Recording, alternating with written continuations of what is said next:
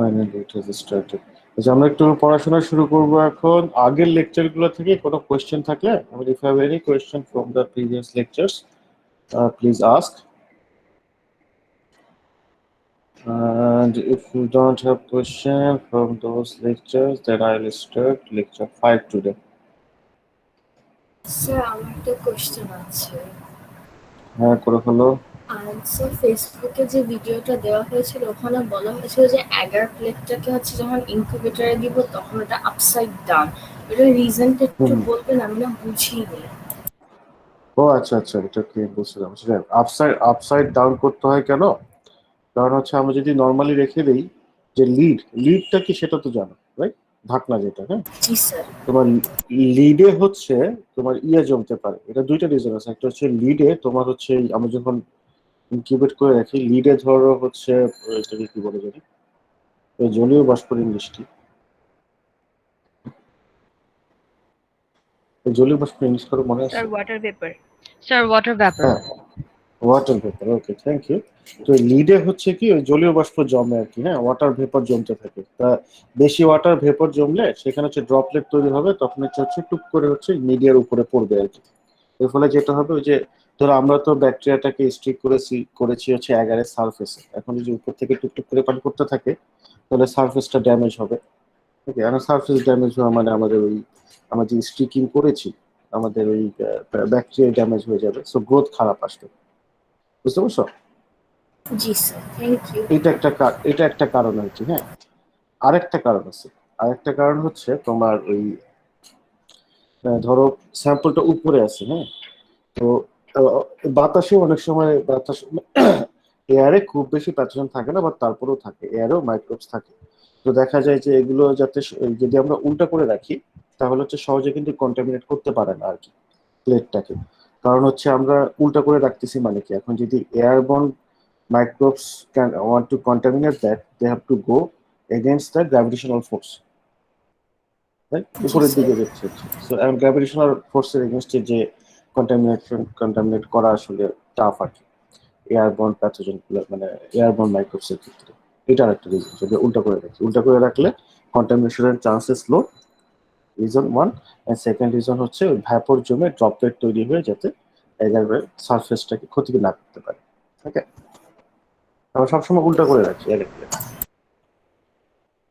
Even আমরা যত ধরো তুমি হচ্ছে 11 প্লেট প্রিপেয়ার করছো আর কি, হ্যাঁ, যে তুমি ওরকম ইনগ্রেডিয়েন্ট মিশিয়ে অটোক্লেভ করে 11 প্লেট বানাইছো, সেটাকে ধরো তুমি আজকে ইউজ করবে না, হ্যাঁ, কালকে বা কয়েকদিন পরে ইউজ করবে।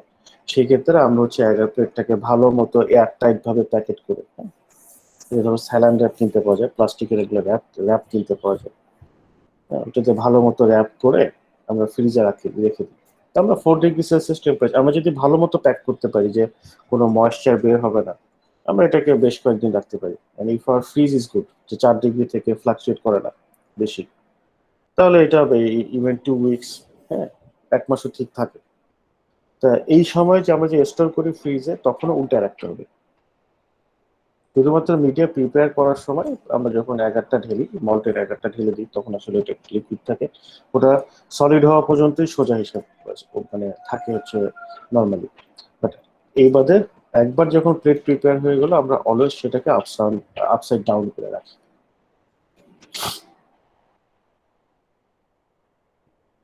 জি স্যার, ওকে, আর বুঝেছি। কোনো কোয়েশ্চেন?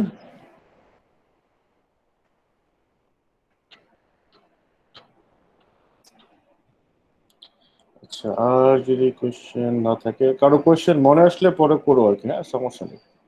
তাহলে হচ্ছে লেকচার 5 শুরু করি। লেকচার 5 তোমরা না অলরেডি জানো, হ্যাঁ। Lecture 5 is about the structure of prokaryotic sell.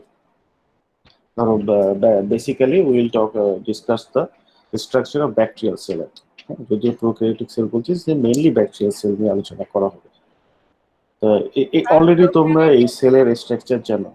হ্যাঁ, বলো। স্যার প্রোক্যারিওটিক ব্যাকটেরিয়া নিউক্লিয়াস কি মানে ওভাবে এই সব সব সুগঠিত না? ব্যাকটেরিয়াই প্রোক্যারিওটিক। সব ব্যাকটেরিয়াই প্রোক্যারিওটিক। আচ্ছা। All the bacteria prokaryotic bacteria, eukaryotic bacteria বলতে কিছু নেই।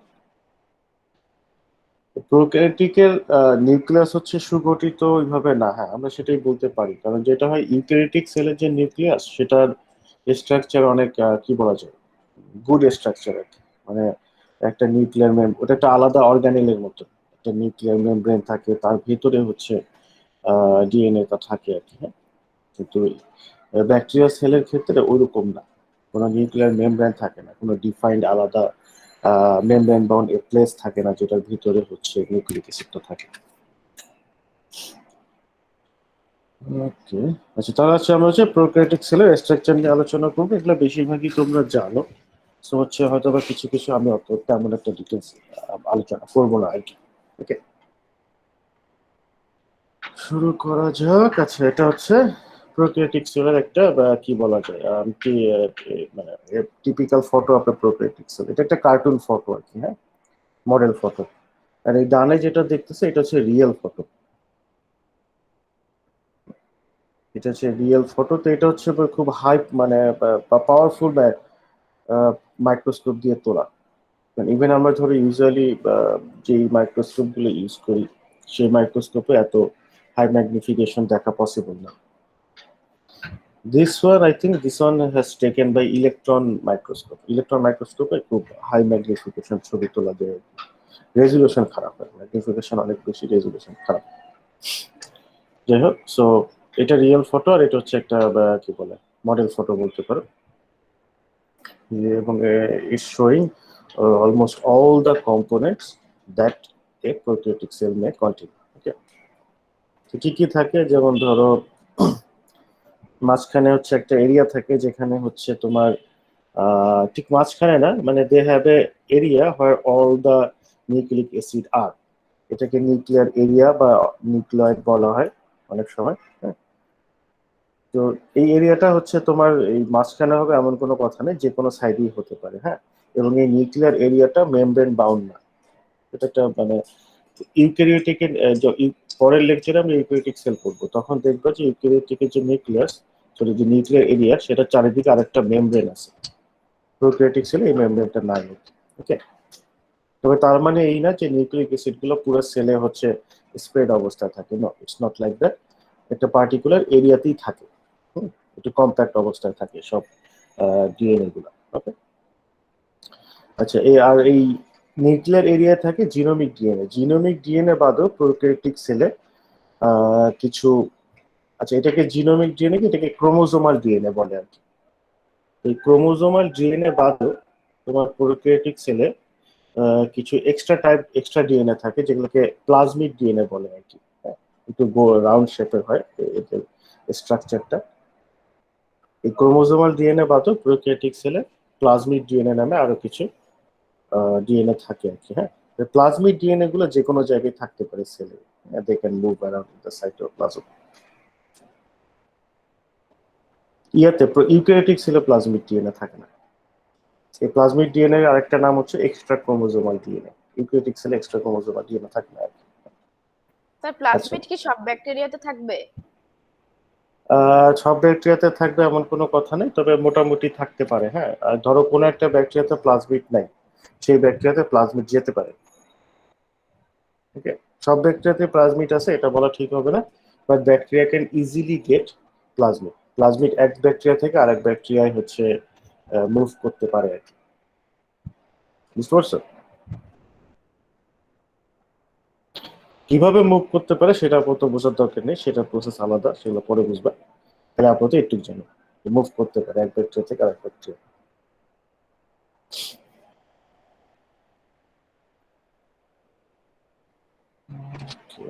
আচ্ছা, তারপরে হচ্ছে ধরো এই বাদেও তো আরো বিভিন্ন সাইটোপ্লাজম থাকে, হ্যাঁ, বিভিন্ন ইনক্লুশন বডিজ থাকে, ঠিক আছে। তারপর হচ্ছে সাইটোপ্লাজমের চারিদিকে হচ্ছে তোমার একটা সেল মেমব্রেন থাকে যেটাকে আমরা প্লাজমা মেমব্রেন বলি। আচ্ছা, যাই হোক একটা কিছু বলেছি, সাইটোপ্লাজমের মধ্যে যে রাইবোজোম থাকে, হ্যাঁ, ভেরি ইম্পর্টেন্ট, কারণ রাইবোজোমে হচ্ছে প্রোটিন সিনথেসিস হয় আর কি, প্রোটিন তৈরি হয় রাইবোজোমে। আচ্ছা, তারপর সাইটোপ্লাজমের চারিদিকে সেল মেমব্রেন থাকে, সেল মেমব্রেনের বাইরে হচ্ছে সেল ওয়াল থাকে, ঠিক আছে। এন্ড কিছু কিছু ব্যাকটেরিয়ার ক্ষেত্রে সেল ওয়ালের বাইরে আরেকটা এক্সট্রা লেয়ার থাকে যেটাকে ক্যাপসুল বলে। সব ব্যাকটেরিয়া ক্যাপসুল থাকে না, হ্যাঁ, কিছু কিছু ব্যাকটেরিয়াতে সেল ওয়ালের বাইরে ক্যাপসুল থাকে। সব ব্যাকটেরিয়াতে হচ্ছে তোমার প্লাজমা মেমব্রেন আর হচ্ছে সেল ওয়াল থাকবে, কিন্তু এই ক্যাপসুলটা সব ব্যাকটেরিয়াতে থাকে না।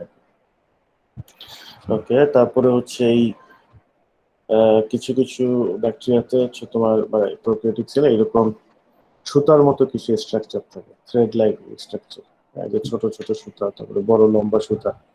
ওকে, তো এই বড় লম্বা সুতার মতো যে thread like this thread like longer thread like structures are called flagella, and these smaller thread like structures are called pili and fimbi. Okay, fimbi and pili আমরা এগুলো ডিটেলস পড়বো একটু পরে। তো এই গেল ওভারঅল অবস্থা। এরপর হচ্ছে মরফোলজি। স্যার, সিলিয়া জি আর স্যার। ফ্ল্যাজেলা কি সেম? সিলিয়া আর না ফ্ল্যাজেলা কি সেম? না, সিলিয়ার ফ্ল্যাজেলা আলাদা, হ্যাঁ আলাদা, এটা পরে ডিসকাস করবো আর কি। Okay sir. দুইটার হচ্ছে অনেক সময় কি কিছু ফাংশনাল সিমিলারিটি থাকে, কিন্তু হচ্ছে আমরা ওই আহ, মানে ফাংশনালিটি সিমিলারিটি থাকে, কিন্তু স্ট্রাকচারালি এদের ডিফারেন্স আছে আর কি অনেক সময়। ঠিক আছে। Okay sir. আবার অনেক সময় হচ্ছে ধরো মানে এদের স্ট্রাকচারাল সিমিলারিটি অনেক অনেকটা কাছাকাছি থাকে, যে আমরা একটু কনফিউজড হয়ে যাই আর কি। অনেক ক্ষেত্রে আছে হচ্ছে যে কিছু কিছু ক্ষেত্রে দুইটাকে একই হিসাবেই বলা হয়, মানে যাহাই সিলিয়া তাহাই ফ্ল্যাজেলা, কিছু কিছু ক্ষেত্রে আলাদা। ওকে, ওকে, আচ্ছা এই তো গেল অবস্থা। আচ্ছা এরপর হচ্ছে morphology. Morphology means size and shape. তো ইউক্যারিওটিক সেল, সরি প্রোক্যারিওটিক সেলের সাইজ মানে ছোট হতে পারে, ছোট প্রোক্যারিওটিক সেল আছে, বড় প্রোক্যারিওটিক সেল আছে, and their size can be in diameter 0.2 to 2 micrometer. Micrometer is very small. Diameter হতে পারে 0.2 থেকে 2 মাইক্রোমিটার পর্যন্ত, আর লেন্থ হতে পারে 2 to 8 মাইক্রোমিটার। আর shape, they can be in various shapes like such as coccus, sphere shape, bacillus, rod shape, spiral, twisted shape।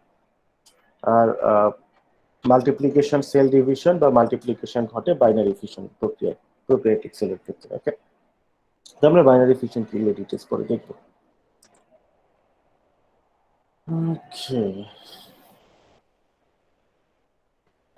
আচ্ছা তারপরে হচ্ছে আমরা একটু মরফোলজি ডিটেইলসে যাই আর কি। আমরা এই যে বিভিন্ন শেপ বললাম, ককাস, রড, টুইস্টেড, এই শেপগুলোর ব্যাপারে একটু ডিটেইলস দেখি আর কি। তো বিভিন্ন ধরনের different prokaryotic sell, specially bacteria, different শেপের হয় আর কি। হ্যাঁ, কিছু আছে এরকম, ওই যে দেখলেই তো, যে কিছু আছে গোলাকার কক্কাল কক্কাস, কিছু আছে রড শেপ, লম্বা লম্বা লম্বাটে হয়, আর কিছু আছে স্পাইরাল আর কি। হ্যাঁ, এর মধ্যে কক্কাস যে শেপের যে ব্যাকটেরিয়া গুলা, তারা বিভিন্নভাবে অ্যারেঞ্জ থাকতে পারে। আচ্ছা, আমরা এখন অ্যারেঞ্জমেন্ট, মরফোলজি অ্যারেঞ্জমেন্ট নিয়ে বলতেছি।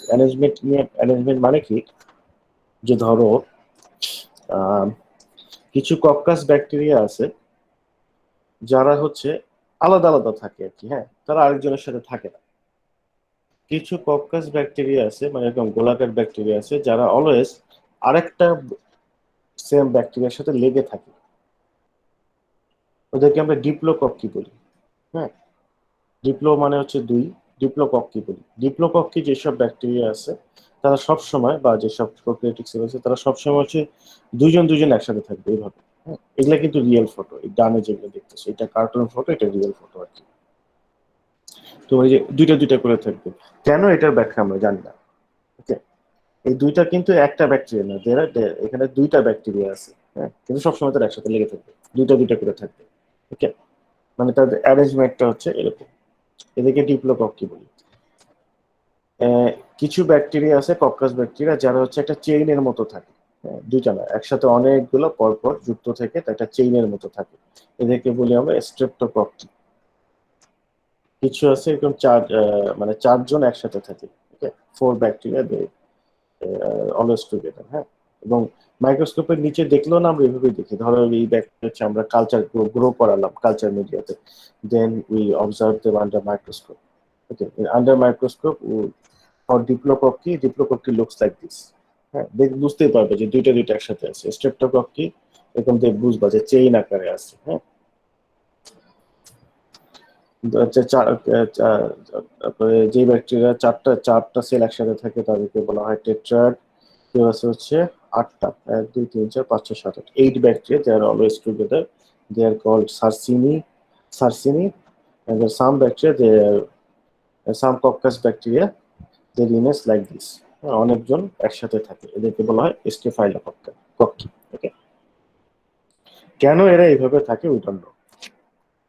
স্টেফাইলোকক্কাস ব্যাকটেরিয়া গুলো সবসময় এমনি থাকে, স্ট্রেপ্টোকক্কাস গুলো এইভাবে থাকে, হোয়াই উই ডোন্ট নো, ওকে, তারা থাকে এইভাবে, ওকে। স্যার ওকে, অনেক সেম হ্যাঁ, ব্যাকটেরিয়া একসাথে থাকলে কি তাদেরকে ডাইলিউশনের মাধ্যমে সেপারেট করা সম্ভব? আবার বলো তো, কোয়েশ্চেনটা বুঝিনি। স্যার ধরো তোমার কোয়েশ্চেনটা কি যে এরকম ছিল যে এই যে স্টেফাইলোকক্কাসটা এরকম আছে, তাদেরকে কি ডাইলিউশনের মাধ্যমে সেপারেট করে ফেলা সম্ভব কিনা, এটা কোয়েশ্চেন ছিল? Yes sir. ইয়া, থিওরিটিক্যালি ডাইলিউশনের মাধ্যমে সেপারেট করে ফেলা সম্ভব আর কি, হুম। কিন্তু যখন তারা আবার যখন গ্রো করবে না, গ্রো করার পর আবার এরকম হয়ে যাবে। স্যার গ্রো করার পরে সেপারেট করা যায়? সেপারেট চাইলে আমরা করতে পারি, ডাইলিউশন করে আমরা করতে পারবো, ওকে। কিন্তু ওকে ওটা স্যার। তো নেসেসারি না আমাদের জন্য আর কি। মানে এই জিনিসটা কি যে ধরো ব্যাকটেরিয়া গুলো তো কোথাও থাকে, যে ধরো নেচারে আছে বা ধরো আমাদের বডিতে ব্যাকটেরিয়া আছে, তারা সামহাও তারা ওইভাবে অ্যারেঞ্জড অবস্থায় থাকে আর কি। স্যার মানে ধরো, হুম, স্ট্রেপ্টোকক্কাস ছাড়া বাকিগুলা কি চেইন আকারে থাকতে পারে? না, চেইন আকারে কেউ থাকবে না, শুধুমাত্র স্ট্রেপ্টোকক্কাস এরকম চেইনের মতো থাকবে, হ্যাঁ। আচ্ছা, এই জিনিসটা একটু ক্লিয়ার করি তোমাদের ব্যাপারটা। এরকম যে ধরো আমাদের গাটে, হ্যাঁ, পেটের মধ্যে এক জায়গায়, আমাদের সারা body everywhere in our body there are bacteria, lots of pathogens, sorry, lots of micro organisms, pathogen বলা ঠিক হবে না, right? So lots of micro organisms everywhere, আমাদের বডির বাইরে ভিতরে সবখানে, ঠিক আছে। তো ধরো আমাদের গাটে হচ্ছে ইকোলাই থাকে, ইকোলাই হচ্ছে ইকোলাই এই ধরনের ব্যাকটেরিয়া না, ইকোলাই রড শেপ ব্যাকটেরিয়া, যার আমাদের গাটে মানে পেটে এই ধরনের ব্যাকটেরিয়া আছে। ধরো একটা কক্কাস ব্যাকটেরিয়া আছে, এবং একটা জায়গায় ধরো 1000 ব্যাকটেরিয়া আছে, 1000 কক্কাস ব্যাকটেরিয়া আছে। এখন সেই ব্যাকটেরিয়াটা যদি সিঙ্গেল কক্কাস হয়, এর মানে কিন্তু এই না যে 1000 জন আলাদা আলাদা জায়গায় ছড়ায় ছিটা থাকবে, একটা জায়গাতেই 1000 জন, 1000 জন থাকবে, একটা জায়গাতেই থাকবে, হ্যাঁ, একটা ক্লোজ জায়গাতেই থাকবে, একসাথেই থাকবে, কিন্তু তারা অ্যাটাচ থাকবে না একটা একটার সাথে। মানে তুমি যদি এমনি দেখো তো মনে হবে যে সবাই অ্যাটাচই আছে, কিন্তু একটু নাড়ালেই দেখবে যে না, সবাই ইন্ডিভিজুয়ালি আছে, আলাদা আলাদা আছে, ওকে, তারা একজন একজনের সাথে অ্যাটাচ হয়ে নেই, ঠিক আছে। আর হচ্ছে ধরো যদি ডিপ্লোকক্কাস হয়, ওই 1000 জন ওই জায়গাতেই আছে, কিন্তু দুইজন দুজন একসাথে থাকবে। মানে এইভাবে চিন্তা করো, ধরো একটা ক্লাস, তোমরা তো সবাই তো স্কুল করে দেখেছো, রাইট? যাই হোক, ধরো তোমাদের ক্লাসরুমের কথা চিন্তা করো, ক্লাসরুমে ধরো তোমরা 50 জন আছো, হ্যাঁ, 50% ইন দ্য ক্লাসরুম, সবাই কেউ কারো হাত ধরে নাই, হ্যাঁ, সবাই আলাদা আলাদা আছো। এটাকে তোমরা একটা সিঙ্গেল কক্কাসের সাথে কল্পনা করতে পারো। সেম স্পেস, 50 জন আছে, যারা 50 স্টুডেন্টস আউট দেয়ার, বাট কেউ হচ্ছে সবাই আলাদা, হ্যাঁ। এখন সেম সিনারিও চিন্তা করো, ওই 50 জনই আছে ওখানে, সেম ক্লাসরুম, সেম 50 পিপল, বা দুইজন দুইজন হাত ধরে আছে, হ্যাঁ, এটা ইমাজিন করো, হ্যাঁ, যে 50 জনের মধ্যে দুজন দুজন করে হাত ধরে আছে আর কি। তো যেই দুইজন নিজেদের হাত ধরে আছে, তারা আবার অন্যের হাত ধরে নেয়, হ্যাঁ, তাহলে হবে না, ঠিক আছে, দুজন দুজন হাত ধরে আছে, সেটা হবে ডিপ্লোকক্কি। এবার ব্যাপারটা বুঝছো?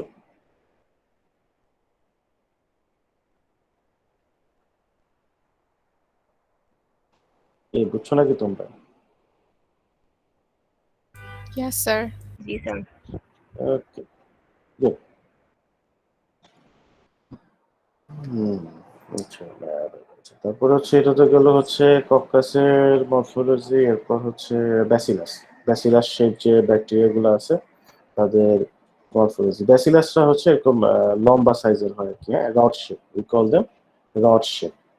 ওকে, তো similar with the coccus, the bacilli they can be arranged in a like a single bacilli or diplobacilli, streptobacilli. Okay, স্টেফাইলোব্যাসিলি বলতে কিছু নাই, স্ট্রেপ্টোব্যাসিলি আছে। আর আরেক ধরনের স্পেশাল ব্যাসিলি আছে যেগুলোকে আমরা কক্ষ ব্যাসিলি বলি। এদেরকে কক্ষ ব্যাসিলি বলার কারণ হচ্ছে এরা হচ্ছে ধরো usually the usual bacilli they look like this, হ্যাঁ, rod shape, kind of longer, হ্যাঁ, লম্বা রড শেপের। মাইক্রোস্কোপের নিচে দেখলেই বোঝা যায় লম্বা শেপের। কক্ষ ব্যাসিলির শেপটা এমন, এরা হচ্ছে একটু শর্ট হয়, লম্বায় রেগুলার ব্যাসিলের থেকে শর্ট হয়, এবং এদের মাঝখানটা একটু উঁচা থাকে, হ্যাঁ, লাইক দিস।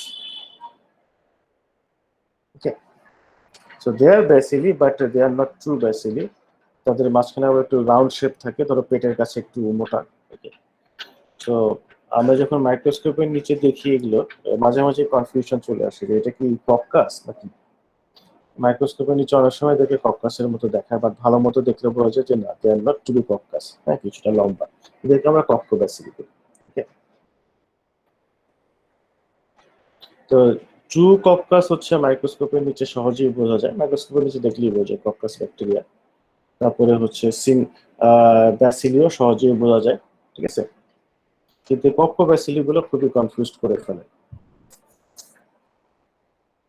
তা কক্কাস না তোমার ব্যাসিলি এটা তো সহজেই বোঝা যায়, কিন্তু মরফ অ্যারেঞ্জমেন্ট বুঝতে গেলে আমরা যখন ওই আমাদের মাইক্রোস্কোপিটা সাবধানে করতে হয়। অ্যারেঞ্জমেন্ট মানে ধরো আমি বুঝতে চাচ্ছি, ঠিক আছে, কক্কাস বা এটা সিঙ্গেল কক্কাস না স্ট্রেপ্টোকক্কাস নাকি স্টেফাইলোকক্কাস।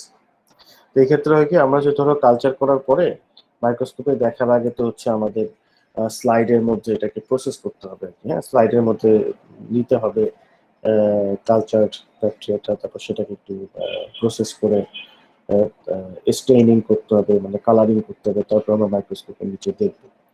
তো এই প্রসেসটা একটু সাবধানে করতে হয়, না হলে হয় কি দেখা যাবে যে আমরা যদি প্রসেস ঠিক মতো না করি, অরিজিনালি হয়তো স্টেফাইলোকক্কি, বাট আমরা তো রাফ প্রসেসিং করেছি যে সেটা ডিপ্লোকক্কি হয়ে যাবে বা সিঙ্গেল কক্কি হয়ে যাবে।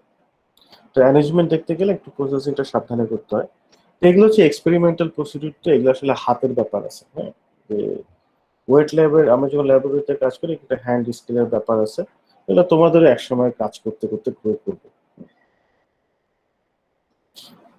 বায়োলজিক্যাল ফিল্ডে ধরো আমরা এক্সপেরিমেন্টকে দুইটা ভাগে ভাগ করে করতে পারি। একটা হচ্ছে ধরো কম্পিউটেশনাল বায়োলজি, যেটা এখন মোটামুটি জনপ্রিয়তা পাচ্ছে। কম্পিউটেশনাল বায়োলজিস্টরা তারা হচ্ছে তোমার এই কম্পিউটার সফটওয়্যার ইউজ করে বায়োলজির বিভিন্ন মডেল বা কিছু প্রেডিক্ট করে আর কি, হ্যাঁ, কম্পিউটেশনাল বায়োলজি যারা। আর আরেক গ্রুপ হচ্ছে এক্সপেরিমেন্টাল বায়োলজিস্ট। এক্সপেরিমেন্টাল বায়োলজিস্টরা হচ্ছে তারা ল্যাবে কাজ করে আর কি, হ্যাঁ। তা এক্সপেরিমেন্টাল বায়োলজিস্টদের হচ্ছে যে হাতের স্কিল ভালো থাকতে হয়, এবং হাতের স্কিল এটা কাজ করতে করতে আসে। যে কোনো হাতের স্কিল এটা একদিনে কেউ মানে ডেভেলপ করতে পারে না, এটা আস্তে আস্তে গ্রো করে আর কি।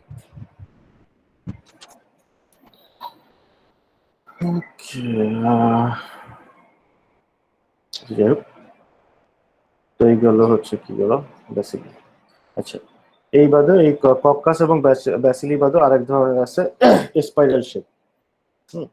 মানে এটা না কক্কাস না ব্যাসিলি, এর একটু শেপ ডিফারেন্ট হয়। তো স্পাইরাল শেপ ব্যাকটেরিয়া বিভিন্ন ধরনের হতে পারে, যেমন ধরো কার্ভ রড, কিছু আছে এরকম রড শেপ বাট কার্ভড আর কি, হ্যাঁ, ফর এক্সাম্পল ভিব্রিও ব্যাকটেরিয়া গুলা সব এই টাইপের হয়। একটা মোর স্পেসিফিক এক্সাম্পল হচ্ছে ভিব্রিও কলেরি। ভিব্রিও তো বুঝতে পারছো অনেক ভিব্রিও টাইপের ব্যাকটেরিয়া আছে, সব ভিব্রিওই হচ্ছে রড শেপ আর কি, সরি কার্ভ রড আর কি, হ্যাঁ। তারপরে এরকম স্পাইরাল শেপের হয়, এদেরকে বলা হয় স্পাইরালাম, হ্যাঁ, স্পাইরিলাম, ঠিক আছে। ওকে, তা আবার কিছু স্পাইরাল শেপের ব্যাকটেরিয়া আছে যাদের শেপটা হচ্ছে রিজিড। রিজিড মানে কি, তারা অলওয়েজ এরকম এই শেপে আছে, যে এই শেপেই আছে, এই শেপ চেঞ্জ হবে না, হ্যাঁ, তাদেরকে বলা হয় স্পাইরিলাম। আর কিছু স্পাইরাল শেপ ব্যাকটেরিয়া আছে যাদের এই স্ট্রাকচারটা চেঞ্জ হয়, এটা ফ্লেক্সিবল টাইপের, হ্যাঁ, রিজিড না, তাদেরকে আমরা বলি স্পাইরেশন।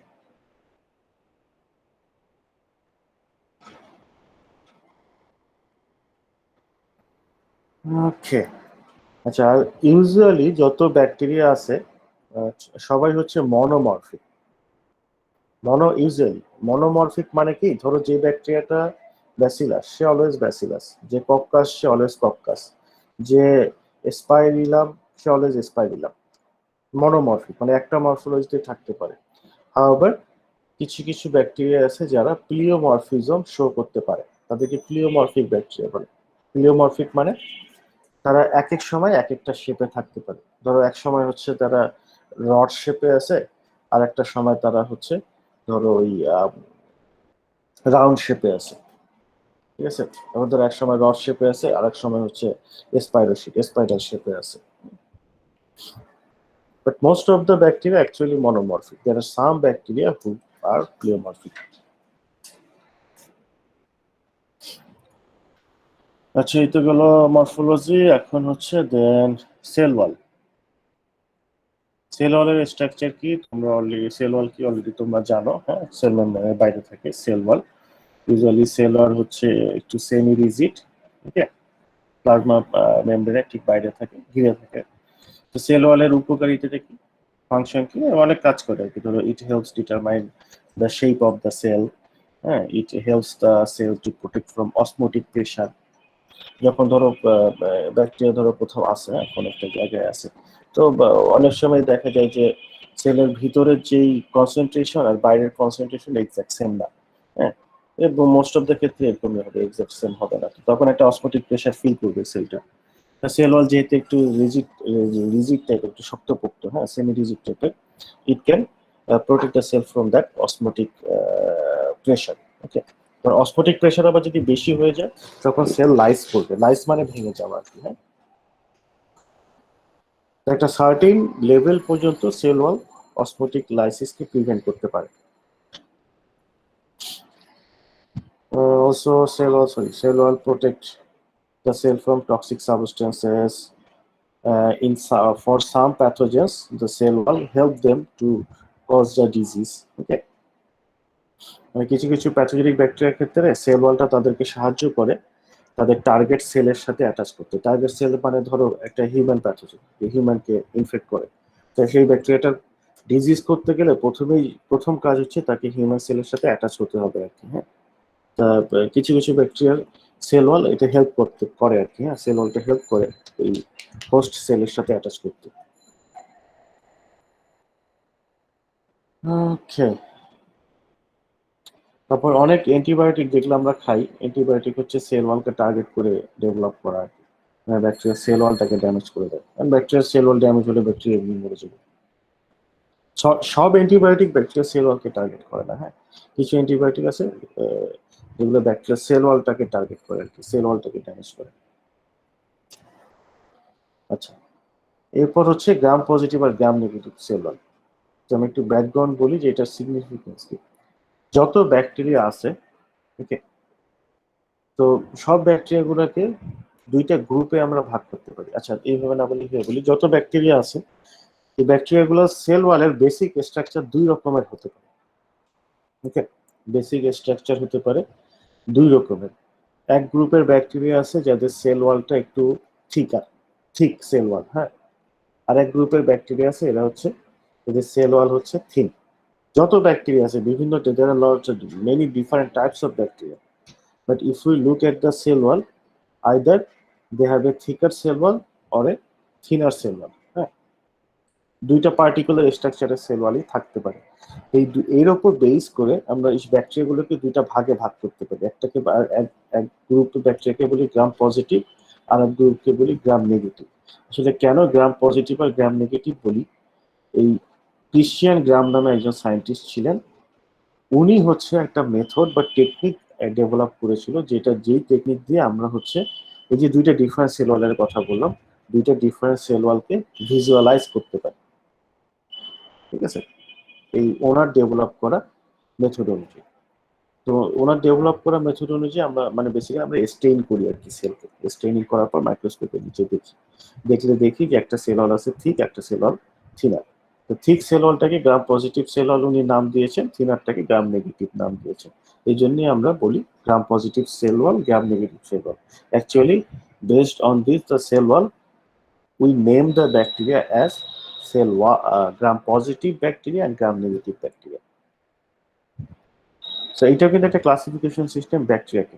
যত ব্যাকটেরিয়া আছে তাদেরকে আমরা দুইটা ভাগে ভাগ করতে পারি, গ্রাম পজিটিভ ব্যাকটেরিয়া এবং গ্রাম নেগেটিভ ব্যাকটেরিয়া।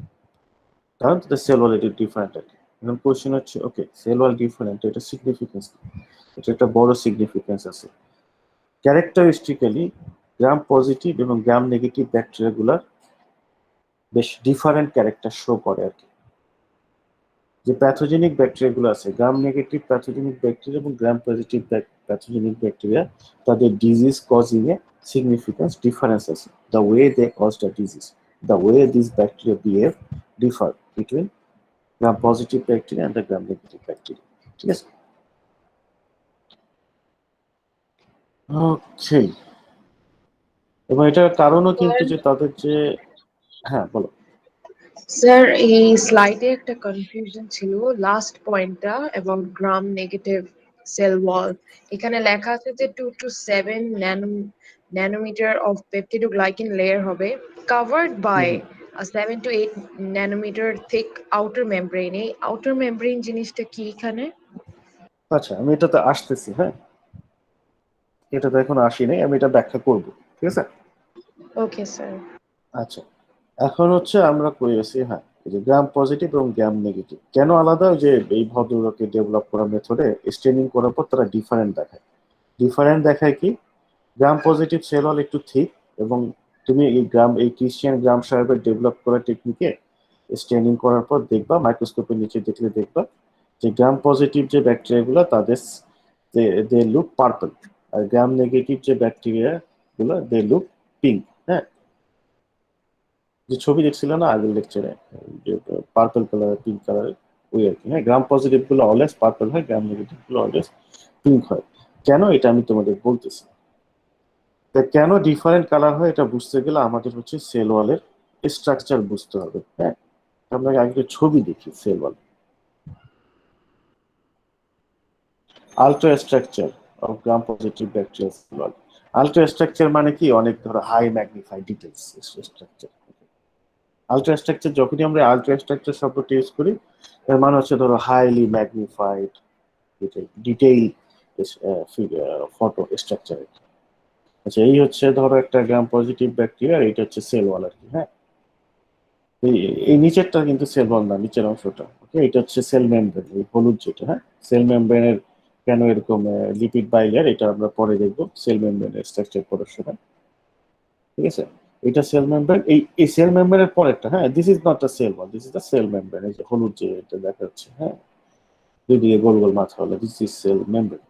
এর উপরে যেটা থাকে above the cell membrane is the cell wall। হ্যাঁ, তো সেল ওয়ালে হচ্ছে কিছু বেসিক স্ট্রাকচার থাকে। সেল ওয়ালে কি থাকে, সেল ওয়ালে হচ্ছে এরকম কিছু পলিমার থাকে। হ্যাঁ, পলিমার কি সেটা তো তোমরা জানো, পলিমার কম্পাউন্ড কি জানি তো, পলিইথিলিন একটা পলিমার। ওকে, সো কিছু পলিমার থাকে, হ্যাঁ এরকম লম্বা লম্বা, যেগুলোকে আমরা পেপটিডোগ্লাইকেন বলি। হ্যাঁ, এবং এই পলিমার গুলো এরকম লেয়ারে থাকে। হ্যাঁ, দেখো এখানে বেশ কয়েকটা লেয়ার থাকে, পলিমার গুলো থাকে লেয়ার আকারে, এটাকে পেপটিডোগ্লাইকেন বলি, পেপটিডোগ্লাইকেন লেয়ার। এই বাদে হচ্ছে আরো কিছু প্রোটিন থাকে আর কি। হ্যাঁ, তা এই সেল ওয়ালের মেজর কম্পোনেন্ট হচ্ছে পেপটিডোগ্লাইকেন। এই বাদে আর কি কি থাকে সেল ওয়ালে, যেমন ধরো এই টেইচোইক, এটাকে কেউ টেইকোইক অ্যাসিডও বলে, টেচোইক অ্যাসিডও বলে। হ্যাঁ, টেচোইক অ্যাসিড নামে একটা কম্পাউন্ড থাকে। ঠিক আছে, এই টেচোইক অ্যাসিড হচ্ছে, কিছু টেচোইক অ্যাসিড থাকে যারা হচ্ছে তোমার এই সেল একদম সেল ওয়ালের সাথে ইমবেডেড অবস্থায় থাকে আর কি। হ্যাঁ, কিছু টেচোইক অ্যাসিড আছে যারা হচ্ছে মানে একদম সেল মেমব্রেন পর্যন্ত কানেক্টেড থাকে। মানে কিছু টেচোইক অ্যাসিড শুধু সেল ওয়ালই থাকে, সেল মেমব্রেন পর্যন্ত থাকে না। কিছু টেচোইক অ্যাসিড আছে একদম সেল মেমব্রেন পর্যন্ত বাউন্ড থাকে আর কি। হ্যাঁ, সেল ওয়ালও থাকে, সেল মেমব্রেনও থাকে। তারপর হচ্ছে কিছু প্রোটিন থাকে, প্রোটিনের চেন। এই যে ছোট স্ট্রাকচার গুলো দেখতেছো না গোল গোল, এই যে এগুলো হচ্ছে অ্যামাইনো অ্যাসিডের চেইন। মানে তুমি এটাকে বলতে পারো প্রোটিন চেইনও বলতে পারো। হ্যাঁ, this are protein chain or amino acid chain, whatever যেটা বলো।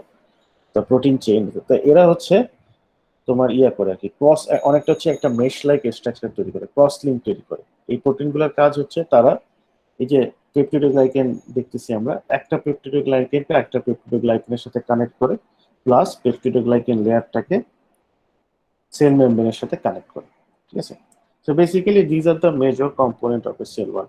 মেইন কম্পোনেন্ট পেপটিডোগ্লাইকেন লেয়ার, এর বাদে কিছু প্রোটিন বা অ্যামাইনো অ্যাসিড চেইন থাকে, পেপটাইড চেইন থাকে, হ্যাঁ, প্রোটিন চেইন থাকে, যারা হচ্ছে পেপটিডোগ্লাইকেন গুলোকে কানেক্ট করে, প্লাস পেপটিডোগ্লাইকেন লেয়ারটাকে সেল মেমব্রেনের সাথে কানেক্ট করে, এবারে কিছু টেইচোইক অ্যাসিড থাকে।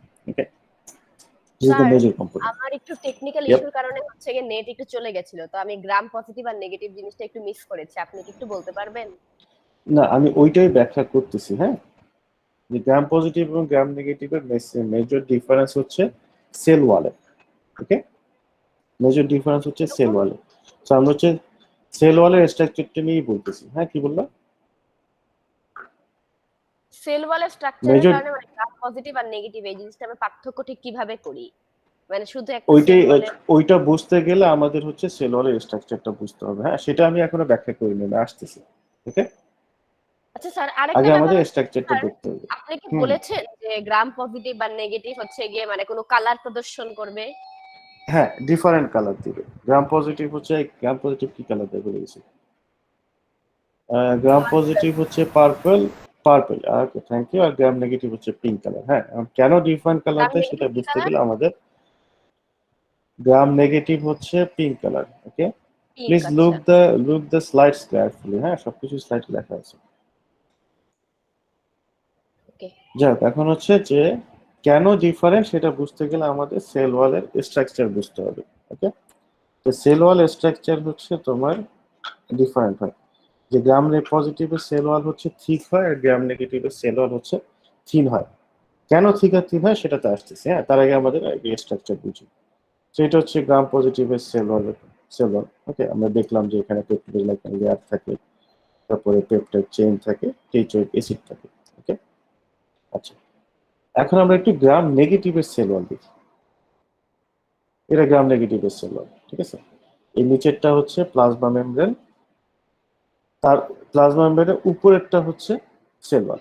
তো আমরা যদি গ্রাম নেগেটিভের সেল ওয়াল দেখি, এখানে আমরা এই যে এটা হচ্ছে পেপটিডোগ্লাইকেন লেয়ার। হ্যাঁ, আমরা পেপটিডোগ্লাইকেন লেয়ারটা দেখতেছি, কোনো টেইচোইক অ্যাসিড এখানে নাই, এবং আমরা দেখতেছি যে পেপটিডোগ্লাইকেনের লেয়ারের উপরে আরেকটা লেয়ার আছে। there is another layer outside the peptidoglycan layer. এখানে কিন্তু নাই। সেল মেমব্রেন, পেপটিডোগ্লাইকেন লেয়ার, গ্রাম positive, gram negative, cell membrane, peptidoglycan layer, ঠিক আছে? তো হচ্ছে, এবং আরেকটা তোমরা বেসিক ডিফারেন্স দেখতেছো, সেল এই গ্রাম পজিটিভের পেপটিডোগ্লাইকেন লেয়ারটা কিন্তু ঠিক, হ্যাঁ, কত মোটা পেপটিডোগ্লাইকেন লেয়ার, কিন্তু গ্রাম নেগেটিভের পেপটিডোগ্লাইকেন লেয়ারটা থিন, পাতলা। এই জন্য হচ্ছে গ্রাম পজিটিভেরটা মানে এই যে থিক আর থিন বেসিক্যালি মানে হচ্ছে পেপটিডোগ্লাইকেন লেয়ারটা।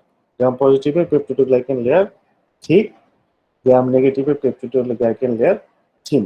হ্যাঁ, এটা গেল একটা। আরেকটা হচ্ছে গ্রাম নেগেটিভ এরকম পেপটিডোগ্লাইকেন লেয়ারের বাইরে আরেকটা হচ্ছে লিপোপলিস্যাকারাইডের একটা সেল মেমব্রেনের মতো, সেল মেমব্রেন লাইক আরেকটা লেয়ার থাকে আর কি। এইটাকে আমরা বলি আউটার মেমব্রেন। এই যে এখানে যে লেখা ছিল না, এই লেখা ছিল, হ্যাঁ, এই যে এখানে যে আউটার মেমব্রেন থাকে গ্রাম নেগেটিভে, সেটা হচ্ছে সেই আউটার মেমব্রেন। ওকে, এটা হচ্ছে আউটার মেমব্রেনটা। গ্রাম পজিটিভ আউটার মেমব্রেন থাকে না। ওকে, এখন আমরা স্ট্রাকচার বুঝলাম। এখন কথা হচ্ছে কেন গ্রাম নেগেটিভ এবং গ্রাম পজিটিভের এই কালারটা ডিফারেন্ট আসে গ্রাম স্টেনিং প্রসিডিউর। কোনটা গ্রাম পজিটিভ আর কোনটা গ্রাম নেগেটিভ আমরা আসলে মাইক্রোস্কোপের নিচে দেখলে বুঝবো না। আমরা যদি ধরো কোন একটা ব্যাকটেরিয়া নিয়ে দেখলাম, কিছুই দেখবো না, দেখবো ট্রান্সপারেন্ট কিছু জিনিস। তো আমাদের স্টেনিং করতে হবে।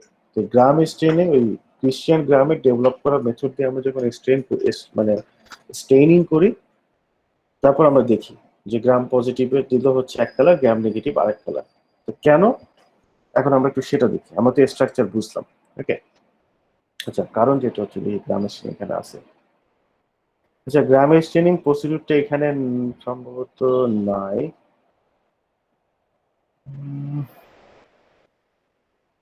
is it there? এই গ্রামের স্ট্রিং প্রসিডিউরটা এখানে নাই। হ্যাঁ, এটা সম্ভবত পরে আরেকটা চ্যাপ্টারে আছে। হ্যাঁ, আরেকটা ডিফারেন্ট চ্যাপ্টারে আছে। তো ওই চ্যাপ্টারে যখন যাব তখন আমি হচ্ছে ডিটেলস ব্যাখ্যা করবো। এখন একটু ব্রিফলি বলতেছি। আচ্ছা, ব্রিফলি বলার আগে একটা জিনিস বলতে ভুলে গেছি, যে এটা তো হচ্ছে পেপটিডোগ্লাইকেন বলছি। হ্যাঁ, পেপটিডোগ্লাইকেন কি পলিমার। পলিমার হচ্ছে পেপটিডোগ্লাইকেন কি দিয়ে তৈরি? পেপটিডোগ্লাইকেন হচ্ছে দুইটা বেসিক স্ট্রাকচার হচ্ছে দুইটা সুগার দিয়ে তৈরি, সুগার মলিকিউল দিয়ে। সুগার মলিকিউল কি?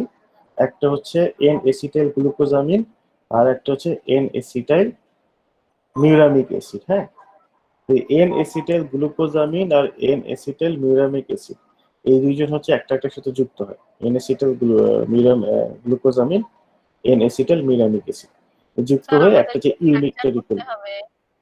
না না, স্ট্রাকচার মুখস্থ করতে যাবে না। ওকে, স্ট্রাকচার মুখস্থ করা আমার কাছে লজিক্যাল মনে হয় না। Okay, don't try to memorize the structure. স্ট্রাকচারটা বোঝার একটা ব্যাপার আছে। বোঝার কি, এই স্ট্রাকচারে বোঝার কিছু নেই। যে ধরো অ্যামাইনো অ্যাসিডের স্ট্রাকচার একরকম হয়, সুগার, আমরা যে সুগার বলি, হ্যাঁ, সুগারের স্ট্রাকচার তো আরেক রকম হয়। Glucose, fructose. গ্লুকোজ ফ্রুক্টোজ এগুলো সব সুগার। ওকে, হ্যাঁ, কিন্তু স্যার এই স্ট্রাকচারটা তো দেখেই কি রকম লাগতেছে।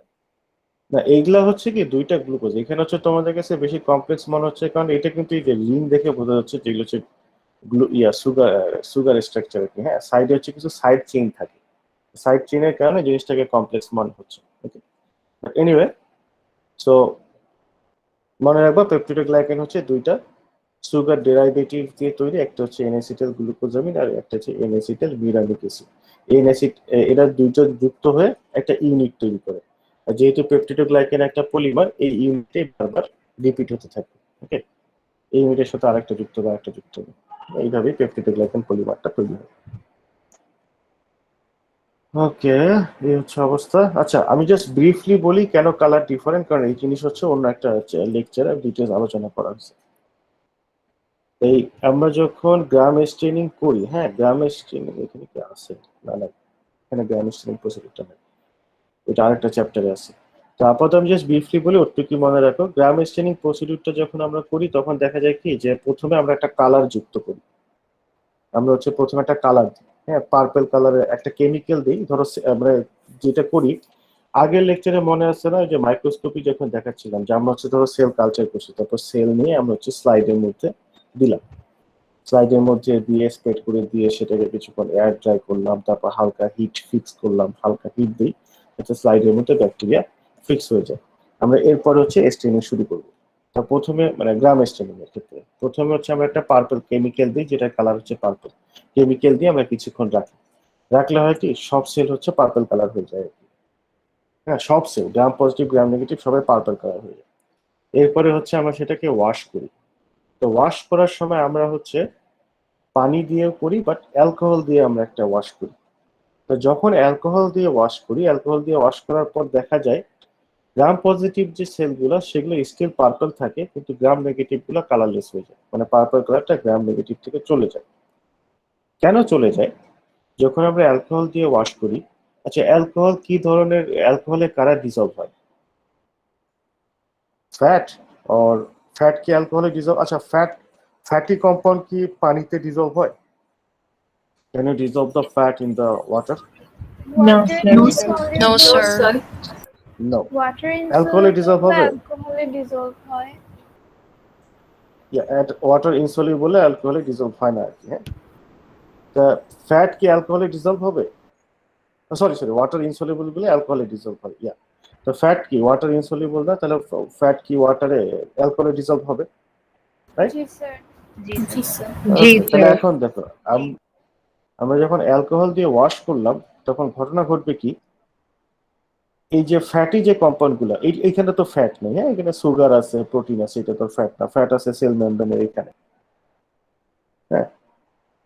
আর গ্রাম নেগেটিভে এক্সট্রা ফ্যাট আছে না, এই যে এখানে ফ্যাটি কম্পাউন্ড সেল মেমব্রেনে, তারপর হচ্ছে সেল ওয়ালের উপর একটা এক্সট্রা ফ্যাটি কম্পাউন্ড আছে। তো দেখা যায় ফ্যাটি কম্পোনেন্ট গুলো ডিজলভ হয়ে যাবে আর কি, যেহেতু আমরা অ্যালকোহল দিয়ে ওয়াশ করলাম। প্রথমে আমরা কিন্তু সব পার্পল কালার আছে, এখন হচ্ছে ফ্যাটি অ্যাসিড দিলাম, এইটা হচ্ছে ডিজলভ হয়ে গেল। এখন ডিজলভ যখন হয়ে যাবে, এখন আসলে আমরা এত ওয়াশ করবো না যে পুরোটা ডিজলভ হয়ে চলে যাবে, কিছু কিছু জায়গায় ডিজলভ হয়ে যাবে। মানে ধরো বডিটা এরকম কি হয়ে যাবে, পোরাস হয়ে যাবে, হ্যাঁ, ছিদ্র ছিদ্র হয়ে যাবে। ওকে, পোরাস হয়ে যাবে, এখানে একটা পোর, এখানে একটা পোর। ওকে, আচ্ছা, এখন ঠিক আছে, পোর হলো ভালো কথা, যেহেতু পোরাস হয়ে যাবে, সো তখন হচ্ছে ওয়াশিং এর ফলে এই পার্পল কালারটা চলে যাবে। গ্রাম নেগেটিভ থেকে পার্পল কালারটা চলে যাবে, গ্রাম পজিটিভ থেকে যাবে না। কেন? কারণ যেহেতু কারণ এক, গ্রাম পজিটিভে হচ্ছে এই গ্রাম নেগেটিভের মধ্যে এক্সট্রা লেয়ারটা নাই, সো তার এখানে কিন্তু তেমন একটা পোরের পরিমাণ কম। হ্যাঁ, সো তার মানে আমরা বলতে পারি after we wash the cell with alcohol, the gram negative cell wall become very porous. Another জিনিস, গ্রাম পজিটিভের সেল ওয়ালে তো ঠিক পেপটিডোগ্লাইকান লেয়ার বেশি, সো কিছু পোর তৈরি হলেও পেপটিডোগ্লাইকান লেয়ারটা ঠিক হওয়ার কারণে সেলের ভিতর থেকে পার্পল কালারটা বের হয়ে যাওয়ার চান্সেস কম। আর গ্রাম নেগেটিভের ক্ষেত্রে পেপটিডোগ্লাইকান লেয়ার অনেক থিন। ওকে, এই বাইরের পেপটাইড লেয়ার মানে ডিজলভ হয়ে ছিদ্র ছিদ্র হয়ে গেছে, পোরাস হয়ে গেছে, সো সেলের ভিতর থেকে পার্পল কালারটা বের হয়ে যাবে। ওকে, তো আমরা এই অবস্থায় আসলাম, প্রথমে পার্পল কালার দিলাম সেলের মধ্যে, সব সেল পার্পল কালার হয়ে গেল, তারপর অ্যালকোহল দিয়ে ওয়াশ করলাম, গ্রাম নেগেটিভ সেল হচ্ছে কালারলেস হয়ে গেল, গ্রাম পজিটিভ কালারলেস হয়ে গেল, তারা স্টিল পার্পল থাকলো। এরপরে আমরা হচ্ছে আরেকটা রিয়েজেন্ট দিব, যে রিয়েজেন্টটা কেমিক্যাল দিব, মানে যেটা কালার হচ্ছে পিঙ্ক। তো ওই পিঙ্ক কালার দেওয়ার ফলে কি হবে, গ্রাম নেগেটিভ সেলে তো কোনো কালার নেই, সে হচ্ছে পিঙ্ক কালারটা নিবে, আর গ্রাম পজিটিভ সেলে অলরেডি আরেকটা পার্পল কালার আছে, সো সে আর পিঙ্ক কালারটা নিতে পারবে না। তো ফাইনালি আমরা যখন মাইক্রোস্কোপের নিচে দেখব, গ্রাম পজিটিভ পিঙ্ক পার্পল দেখাবে, গ্রাম নেগেটিভ পিঙ্ক দেখাবে। ঠিক আছে, তারপর যদি খালি একটু কি মনে রাখ, হ্যাঁ, এই ডিটেলস যাওয়ার দরকার নেই, এটা হচ্ছে আরেকটা লেকচারে আছে, তখন আমরা দেখব। For now this will be enough. Okay, তাহলে এগুলো একটু পড়ে টেরে ফেলো, পড়লে হচ্ছে আর কিছু ইনফরমেশন জানতে পারবা। আচ্ছা, সেল ওয়াল শেষ, এরপর হচ্ছে আমাদের cell membrane, plasma membrane. Plasma মেমব্রেনের স্ট্রাকচার মেবি তোমরা অলরেডি জানো। হ্যাঁ, সেল ওয়ালের নিচে থাকে, সেল ওয়াল একটু সেমি রিজিড টাইপের হয়, আর প্লাজমা মেমব্রেন কিন্তু সেমি রিজিড টাইপের হয় না, প্লাজমা মেমব্রেন একটু ফ্লেক্সিবল টাইপের হয়। নড়াচড়া করতে পারে, it can move, flexible structure. এটা হচ্ছে প্লাজমা মেমব্রেনের একটা আলট্রা স্ট্রাকচার আর কি। হ্যাঁ, হাই ম্যাগনিফাইড আলট্রা স্ট্রাকচার, মানে এটা হচ্ছে হ্যাঁ, এটা রিয়েল ফটো না, দিস ইজ কার্টুন ফটো। এটা হচ্ছে ফটোশপ করা ফটো, কার্টুন ফটো আর কি। হ্যাঁ, আঁকা ফটো। যেটা প্লাজমা মেমব্রেন দেখতে কিরকম হয়, প্লাজমা মেমব্রেনের মেজর স্ট্রাকচারাল কম্পোনেন্ট হচ্ছে এরকম লিপিড লেয়ার আর কি। এই যে দেখতেছো না, মাথায় গোল, তারপর এগুলো হচ্ছে ফসফোলিপিড মলিকিউল আর কি। ঠিক আছে, ফসফোলিপিড মলিকিউল। ফসফোলিপিড মলিকিউল গুলোর ডিটেল স্ট্রাকচার হচ্ছে এরকম। এই মাথায় থাকে এই গোল গোল গোলগুলো হচ্ছে তোমার হাইড্রোফিলিক, হ্যাঁ, ফসফেট গ্রুপ থাকে, মাথায় থাকে ফসফেট গ্রুপ। আর এই লেজ বা টেইল হতবার বলো, এইটা হচ্ছে লিপিড দিয়ে তৈরি। ঠিক আছে, ফ্যাটি অ্যাসিড দিয়ে তৈরি, এই জন্য এটাকে বলে phospholipid. Phosphate, hydrophilic, fatty acid, hydrophobic, এই তৈরি। হ্যাঁ, এরকম এই একটার সাথে আরেকটা যুক্ত হয়ে এই যে এরকম লেয়ারের মতো তৈরি করে। এই সেম লেয়ার হচ্ছে দুইটা থাকে আর কি, একটা একটার উল্টা এইভাবে, এই জন্য এটাকে বলা হয় লিপিড বাইলেয়ার। তো প্লাজমা মেমব্রেন হচ্ছে এরকম লিপিড বাইলেয়ার, বাইলেয়ার মানে দুইটা লেয়ার, একটা লেয়ার দুইটা লেয়ার, বাইলেয়ার আর কি। হ্যাঁ, এটা হচ্ছে প্লাজমা মেমব্রেনের বেসিক স্ট্রাকচার। তো লিপিড বাইলেয়ারটা একটু ফ্লেক্সিবল টাইপের হয়। হ্যাঁ, অনেকে এটাকে lipid mosaic membrane, fluid mosaic মডেলও বলে আর কি। কারণ যদি উপর থেকে দেখো এটা মোজাইকের মতো মনে হবে না, মোজাইক মানে তো জানো না, যে মোজাইক, তো এটাকে হচ্ছে মোজাইক মডেল বলে, কিন্তু এই যে এটা যেহেতু ফ্লেক্সিবল, এটাকে হচ্ছে ফ্লুইড মোজাইক মডেলও বলা হয় আর কি। ঠিক আছে, ফ্লেক্সিবল, নড়াচড়া করতে থাকে। আচ্ছা, এই প্লাজমা মেমব্রেনে হচ্ছে, প্লাজমা মেমব্রেনে তো সিগনিফিকেন্স আসে, এটা একটা সেলের লেয়ার তৈরি করে, বাট প্লাজমা মেমব্রেনে বেশ কিছু প্রোটিন থাকে। Plasma membrane contain some very important protein. Basically usually plasma মেমব্রেনে দুই ধরনের প্রোটিন থাকে। এক ধরনের প্রোটিনকে বলা হয় পেরিফেরাল প্রোটিন, আরেক ধরনের প্রোটিনকে বলা হয় ইন্টিগ্রাল প্রোটিন। ওকে, তা ইন্টিগ্রাল প্রোটিন গুলো যেগুলো এগুলো হচ্ছে একদম ইন্টিগ্রেটেড অবস্থায় থাকে প্লাজমা মেমব্রেনের লেয়ারের মধ্যে, মানে একদম প্লাজমা মেমব্রেনের লেয়ারের ভিতরে ঢুকে আছে না, এটা হচ্ছে ইন্টিগ্রেটেড প্রোটিন আর কি। আর কিছু প্রোটিন থাকে যেগুলো হচ্ছে পেরিফেরাল বলে, মানে এটা হচ্ছে প্লাজমা মেমব্রেনের ভিতরে একদম ঢুকে থাকে না, এটা হচ্ছে তোমার এই মেমব্রেনের এই বাইরে, মানে বাইরের দিকে বা ভেতরের দিকে অ্যাটাচ থাকে, হ্যাঁ তারা ইন্টিগ্রেটেড অবস্থা থাকে আর মেমব্রেনের মধ্যে ঢুকে থাকে না। এই যেরকম বাইরে এই মেমব্রেনের ভিতরের দিকেও বা বাইরের দিকেও থাকতে পারে, ঠিক আছে, এদেরকে বলা হয় পেরিফেরাল প্রোটিন। এই তোমার পেরিফেরাল যে প্রোটিন গুলো থাকে এরা বেসিক্যালি পেরিফেরাল প্রোটিন গুলো হয় এনজাইম আর কি, হ্যাঁ এটা হচ্ছে এনজাইম টাইপের প্রোটিন, ঠিক আছে। আর যে ইন্টিগ্রেটেড প্রোটিন গুলো থাকে, most of the integrated protein they are involve in transportation. আমরা এদেরকে ইন জেনারেল ট্রান্সপোর্টার প্রোটিনও বলি। ট্রান্সপোর্ট করে কি, সেলের ভিতর থেকে বাইরে বা সেলের বাইরে থেকে ভিতরে অনেক মলিকিউলের ট্রান্সপোর্ট হতে হয়। সেলের বাইরে থেকে ভিতরে ওয়াটার ট্রান্সপোর্ট হতে হয়, বিভিন্ন ধরো অর্গানিক মলিকিউল ট্রান্সপোর্ট হতে হয়, ইনঅর্গানিক মলিকিউল ট্রান্সপোর্ট হতে হয়, যেমন inorganic molecule such as like phosphorus, potassium, chloride, হ্যাঁ। তো সেলের ভিতরে থেকে বা বাইরে আসে, বাইরে থেকে ভিতরে যায়, ভিতর থেকে বাইরে, এরকম ট্রান্সপোর্ট হয় বিভিন্ন মলিকিউলে। তো এই ট্রান্সপোর্ট গুলা, many of those molecules they get transported through some special transporter protein. And most of those protein there, and those transporter protein are integrated in the cell membrane. Okay. Okay, এগুলো আচ্ছা, এই যে cell wall cell membrane বলতেছেন, এগুলো কোনোটাই হচ্ছে normally না, আমরা দেখি না, আমরা যে ইউজুয়াল মাইক্রোস্কোপ সেটা নিচেও আমরা দেখি না, আমাদের এটা দেখতে গেলে হচ্ছে স্পেশাল ইলেকট্রন মাইক্রোস্কোপ লাগে। ওকে, আচ্ছা প্লাজমা মেমব্রেন এখানে কি বলছে, ফাংশন কি, act as selective barrier through which materials can transport. মানে প্লাজমা মেমব্রেন একটা সিলেক্টিভ ব্যারিয়ার হিসেবে কাজ করে, মানে কিছু ম্যাটেরিয়ালকে ট্রান্সপোর্ট হতে দেয় সেলের বাইরে থেকে ভিতরে, কিছু ম্যাটেরিয়ালকে দেয় না, ঠিক আছে, সিলেক্টিভ ব্যারিয়ার হিসেবে কাজ করে। তো যে কোনো কিছু চাইলেই সেলের ভিতর ঢুকে যেতে পারে না, they have to go through the plasma membrane. Selective permeability, ধরো প্লাজমা মেমব্রেন হচ্ছে কিছুটা পারমিয়াবিলিটির, মানে তো আমরা জানি যেটার মধ্যে দিয়ে কিছু প্রবাহিত হতে পারে, ধরো water can flow, goes in and out, okay, but the permeability that plasma membrane offer is selective, হ্যাঁ, it do not allow everyone to permeate through, ঠিক আছে, সবকিছুকেই হচ্ছে যাতায়াত করতে দেয় না plasma membrane, it shows some selective permeability. And plasma membrane can produce some enzymes which are important to break the nutrients and produce energy. Okay, and in some cases, some plasma membrane they contain some pigments or enzymes which are involved in food production, like say, which are involved in photosynthesis. Okay, তো দেখা যায় যে okay, actually যত bacteria আছে, most of the bacteria they are not photosynthetic, হ্যাঁ, তারা হচ্ছে নিজের খাবার নিজে তৈরি করতে পারে না।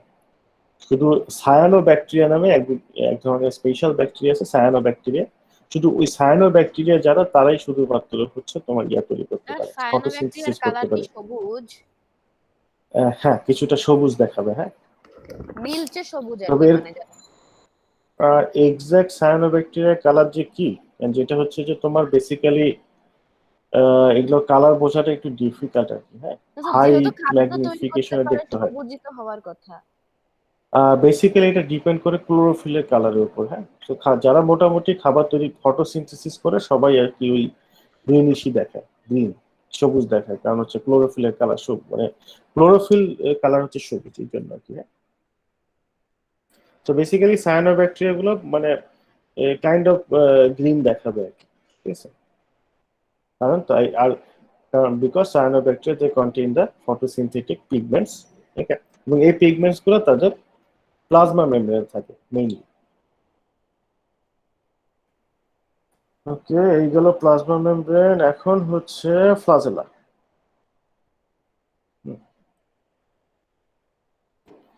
Cilia, flagella, fimbriae, pili. হ্যাঁ, একটু যে তো একজন কোশ্চেন করছিল, বলছিলাম অনেক ক্ষেত্রে যে কি অনেকের অনেক ক্ষেত্রে হচ্ছে ফ্লাজেলা, সিলিয়া আর কাইন্ড অফ সেম, অনেক ক্ষেত্রে সেম না আর কি। হ্যাঁ, আচ্ছা, তো ফ্লাজেলা কি জিনিস? ফ্লাজেলা হচ্ছে এই জিনিস আর কি। হ্যাঁ, একটু লম্বা থ্রেড লাইক স্ট্রাকচার, লম্বা থ্রেড লাইক স্ট্রাকচার, যেটাকে আমরা বলতে পারি লং ফিলামেন্টাস অ্যাপেন্ডেজেস। অ্যাপেন্ডেজ বলা হয় কেন? সেলের বাইরে থাকে তো এই জন্য। অ্যাপেন্ডেজ মানেই হচ্ছে এক্সট্রা আর কি, হ্যাঁ, যেটা বাইরে থাকে, আলাদা। ওকে, so flagella they are long, filamentous in structure, and the main function of flagella is movement. হ্যাঁ, সব ব্যাকটেরিয়ার ফ্লাজেলা থাকে না, যেই ব্যাকটেরিয়া গুলো মুভ করতে পারে না তাদের ফ্লাজেলা থাকে না। হ্যাঁ, তো যে ব্যাকটেরিয়া যেসব ব্যাকটেরিয়া মুভ করতে পারে দে হ্যাভ ফ্লাজেলা। তাদেরকে ফ্লাজেলার মাধ্যমে তারা মুভ করে। তো ফ্লাজেলা বিভিন্ন অ্যারেঞ্জমেন্টে থাকতে পারে। অ্যারেঞ্জমেন্ট মানে কি? ডিফারেন্ট ব্যাকটেরিয়া দে কন্টেইন ডিফারেন্ট টাইপস ফ্লাজেলা। যেমন কিছু আছে, কিছু ব্যাকটেরিয়ার ফ্লাজেলা হচ্ছে এরকম, মানে একটাই ফ্লাজেলা থাকে, শুধুমাত্র এক সাইডে একটা ফ্লাজেলা থাকে। এটা এই অ্যারেঞ্জমেন্টটাকে বলা হয় মনোট্রাইকাস। সো মনোট্রাইকাস মানে শুধু এক সাইডে একটা ফ্লাজেলা থাকে। আর হচ্ছে কিছু থাকে এই দুই সাইডে দুইটা ফ্লাজেলা থাকে। হ্যাঁ, কিছু কিছু ব্যাকটেরিয়ার ক্ষেত্রে এদিকে একটা, দুই সাইডে দুইটা, এটাকে বলা হয় অ্যামফিট্রাইকাস। ওকে, তা এই দুই সাইডে আবার দুইটার বেশিও থাকতে পারে, মানে ধরো এইদিকেও একটা একটা মানে একটার বেশিও থাকতে পারে, এক এক সাইডে একটা, দুটো, তিনটা, একটা, দুটো, তিনটা, মানে শুধু দুই সাইডে থাকবে, এটাকে বলা হয় অ্যামফিট্রাইকাস। কিছু থাকে তারপর হচ্ছে তোমার এদের শুধুমাত্র এক সাইডেই থাকবে, এই মনোট্রাইকাসের মতো, কিন্তু এক সাইডে অনেকগুলো থাকবে আর কি। হ্যাঁ, একের অধিক থাকবে, এদেরকে বলা হয় লোফোট্রাইকাস। আর কিছু ব্যাকটেরিয়ার ক্ষেত্রে তার পুরো শরীর জুড়ে ফ্লাজেলা থাকে। হ্যাঁ, এদের পুরো বডি চারিদিকে ফ্লাজেলা থাকে, এগুলোকে বলা হয় পেরিট্রাইকাস। তো মোটামুটি এই ব্যাকটেরিয়ার মধ্যে এই যে চার চার ভাবে ফ্লাজেলা থাকে। ঠিক আছে, সেম ব্যাকটেরিয়াতে সেম টাইপের থাকবে। ধরো একই ব্যাকটেরিয়া, একই প্রজাতির ব্যাকটেরিয়া, একটার মধ্যে মনোট্রাইকাস, আরেকটার মধ্যে পেরিট্রাইকাস স্টাইলে ফ্লাজেলা থাকবে না। যে ব্যাকটেরিয়াতে মনোট্রাইকাস থাকে সেই ব্যাকটেরিয়া সবার মধ্যেই শুধু মনোট্রাইকাস ফ্লাজেলাই থাকবে। ফ্লাজেলার এই কাজই হচ্ছে মুভমেন্ট। ইন্টারেস্টিং। হ্যাঁ, এগুলো কিছু ফ্লাজেলা আছে প্রোপেলারের মতো ঘুরতে পারে, জাহাজের পিছনে প্রোপেলার থাকে না, প্রোপেলারের মতো ঘুরতে থাকতে পারে। যেমন ধরো দেখো যে কিভাবে ফ্লাজেলা ইউজ করে সেলগুলো মুভ করে। এই যে মনোট্রাইকাস একটা ফ্লাজেলা প্রোপেলারের মতো ফ্লাজেলাটা মুভ করতে পারে, যখন প্রোপেলারের মতো মুভ করতে থাকে, হ্যাঁ, তখন হচ্ছে সামনের দিকে আগে। তো যখন এন্টি ক্লকওয়াইজ মুভ করে এই ফ্লাজেলাটা, তখন হচ্ছে সামনের দিকে আগে। আবার যখন ক্লকওয়াইজ ঘুরতে থাকে তখন হচ্ছে টাম্বেল টাইপের, হ্যাঁ, নড়াচড়া করে। তারপরে দেখো পেরিট্রাইকাস গুলার ইন্টারেস্টিং একটা ব্যাপার থাকে। পেরিট্রাইকাস ফ্লাজেলা কি, এটা তো সেলের চারিদিকে থাকে। তো যখন ব্যাকটেরিয়া সেলটা সামনের দিকে মুভ করার দরকার হবে, তখন ফ্লাজেলা গুলো এই অবস্থায় চলে আসে, একদিকে চলে এসে এরকম ঘুরতে থাকে আর কি। হ্যাঁ, অ্যান্টিক্লোকাস প্রোপেলারের মতো ঘুরতে থাকে, সামনের দিকে যায়। আর হচ্ছে অনেক সময় ধরো এই ভদ্রলোকের এখন আর সে সামনের দিকে যেতে যাচ্ছে না, সে টাম্বেল আর কি, হ্যাঁ, নিজের জায়গায় একটু আশেপাশ করতে চাচ্ছে, তখন হচ্ছে ফ্লাজেলা গুলো আবার এই অবস্থায় চলে আসে, এরকম না থেকে এরকম চারিদিকে গিয়ে এইসব বিভিন্ন রোটেশনে করতে থাকে, টাম্বেল লাইক মুভমেন্ট, কাপাকাপি করতেছে ধরো।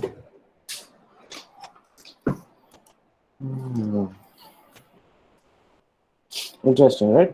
Very clever bacteria. আচ্ছা, এখন ঘটনা হচ্ছে এই এই জিনিস ঘুরে কেমনে, প্রোপেলারের মতো ঘুরতেছে কিভাবে? প্রোপেলারের মতো ঘুরে কিভাবে এটা বুঝতে গেলে আমাদের হচ্ছে ফ্লাজেলার স্ট্রাকচার দেখতে হবে। হ্যাঁ, এটা ফ্লাজেলার আলট্রা স্ট্রাকচার, খেয়াল করে দেখো, দিস ইজ দ্য ফ্লাজেলা। হ্যাঁ, তা ফ্লাজেলার হচ্ছে এটা ব্যাকটেরিয়া যে পিছনে ফ্লাজেলা লাগানো আছে। স্ট্রাকচারালি এদের বেসিক্যালি তিনটা পার্ট থাকে। হ্যাঁ, এই ফ্লাজেলা, এই যে ফ্লাজেলা দেখতেছে, তিনটা পার্ট থাকে। একটা পার্ট হচ্ছে ফিলামেন্ট, এই বাইরের দিকে থাকে, বাইরের অংশটাকে বলা হয় ফিলামেন্ট। তারপরে এইখানে থাকে হুক, এখানে থাকে হুক, আর এখানে থাকে বেসমেন্ট। বেসমেন্ট যে অংশটা থাকে সেটা হচ্ছে ওই প্লাজমা মেমব্রেনাস সেল ওয়ালের মধ্যে অ্যাঙ্কর করে থাকে, একদম অ্যাটাচ হয়ে থাকে। হ্যাঁ, এই হুকটা হচ্ছে এখানে ঘুরতে পারে এই জায়গাটা। ধরো এটা হচ্ছে বেসমেন্ট, বেসমেন্টের উপর ফিলামেন্টাস ফ্লাজেলাটা বসানো এখানে হুকের মাধ্যমে, এই হুকটা হচ্ছে ঘুরতে পারে। ঠিক আছে, এই জন্য হচ্ছে এটা মুখ প্রোপেলারের মতো ঘুরতে পারে। ওকে, এই হচ্ছে অবস্থা। হ্যাঁ, খুবই টাইনি জিনিস, খালি চোখে দেখা যায় না, মাইক্রোস্কোপে কোনো রকমে দেখা যায়।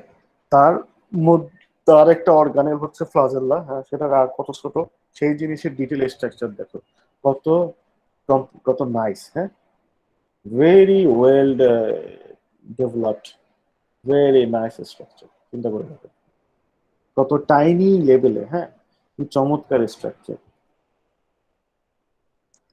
সৃষ্টিকর্তা সৃষ্টি খুবই ইন্টারেস্টিং। আমরা যে কতখানি কমপ্লিকেটেড, মানে বায়োলজিক্যাল সিস্টেম, এখন আমরা বায়োলজিক্যাল সিস্টেমের বেশিরভাগ জিনিস জানি না। হ্যাঁ, জানতে সময় লাগবে, বহুদিন সময় লাগবে, ইনশাল্লাহ একদিন আমরা জানতে পারবো। স্যার ব্যাকটেরিয়া কি সৃষ্টিকর্তার সৃষ্টি? ওকে, এটা হচ্ছে যেহেতু একটু কি বলা যায়, ধরো এটা তো থিওলজিক্যাল হয়ে গেল। সো ফর এক্সাম্পল, যদি আমি আমার এক্সাম্পল বলে, আমি বিলিভার। হ্যাঁ, সো আমি বিলিভ করি everything is created by the God. ঠিক আছে, আস্তিক নাস্তিকের ব্যাপার স্যাপার আছে। এখন যারা আস্তিক, হ্যাঁ, যেই ধর্মেই হোক, ওকে, মুসলিম হোক বা হিন্দু হোক, খ্রিস্টান হোক, হোয়াটএভার, যারা আস্তিক তারা বিলিভ করে কি যে সবকিছু সৃষ্টিকর্তা তৈরি করেছে। আর যারা নাস্তিক তাদের হিসাব আলাদা, তারা তো এটা বিশ্বাস করে না। ঠিক আছে,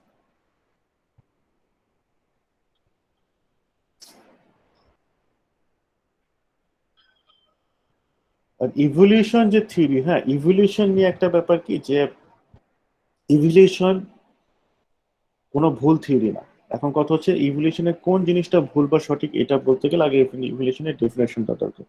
যে ধরো একটা ইভলিউশন বলতে আমরা নর্মালি বুঝি কি যে এই পৃথিবীতে কিছুই ছিল না শুরুতে, সেখান থেকে আস্তে আস্তে হচ্ছে প্রথমে ধরো অ্যামাইনো অ্যাসিড তৈরি হয়েছে, তারপর আস্তে আস্তে হচ্ছে এককোষী প্রাণী তৈরি হয়েছে, তারপর প্রথমে single cell or microorganism are produce, then from the single cell prokaryotes eukaryotes develop.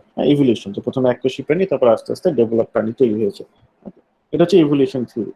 But actually evolution তো একটা শব্দ। হ্যাঁ, ইভলিউশনের মানে হচ্ছে যে পরিবর্তন।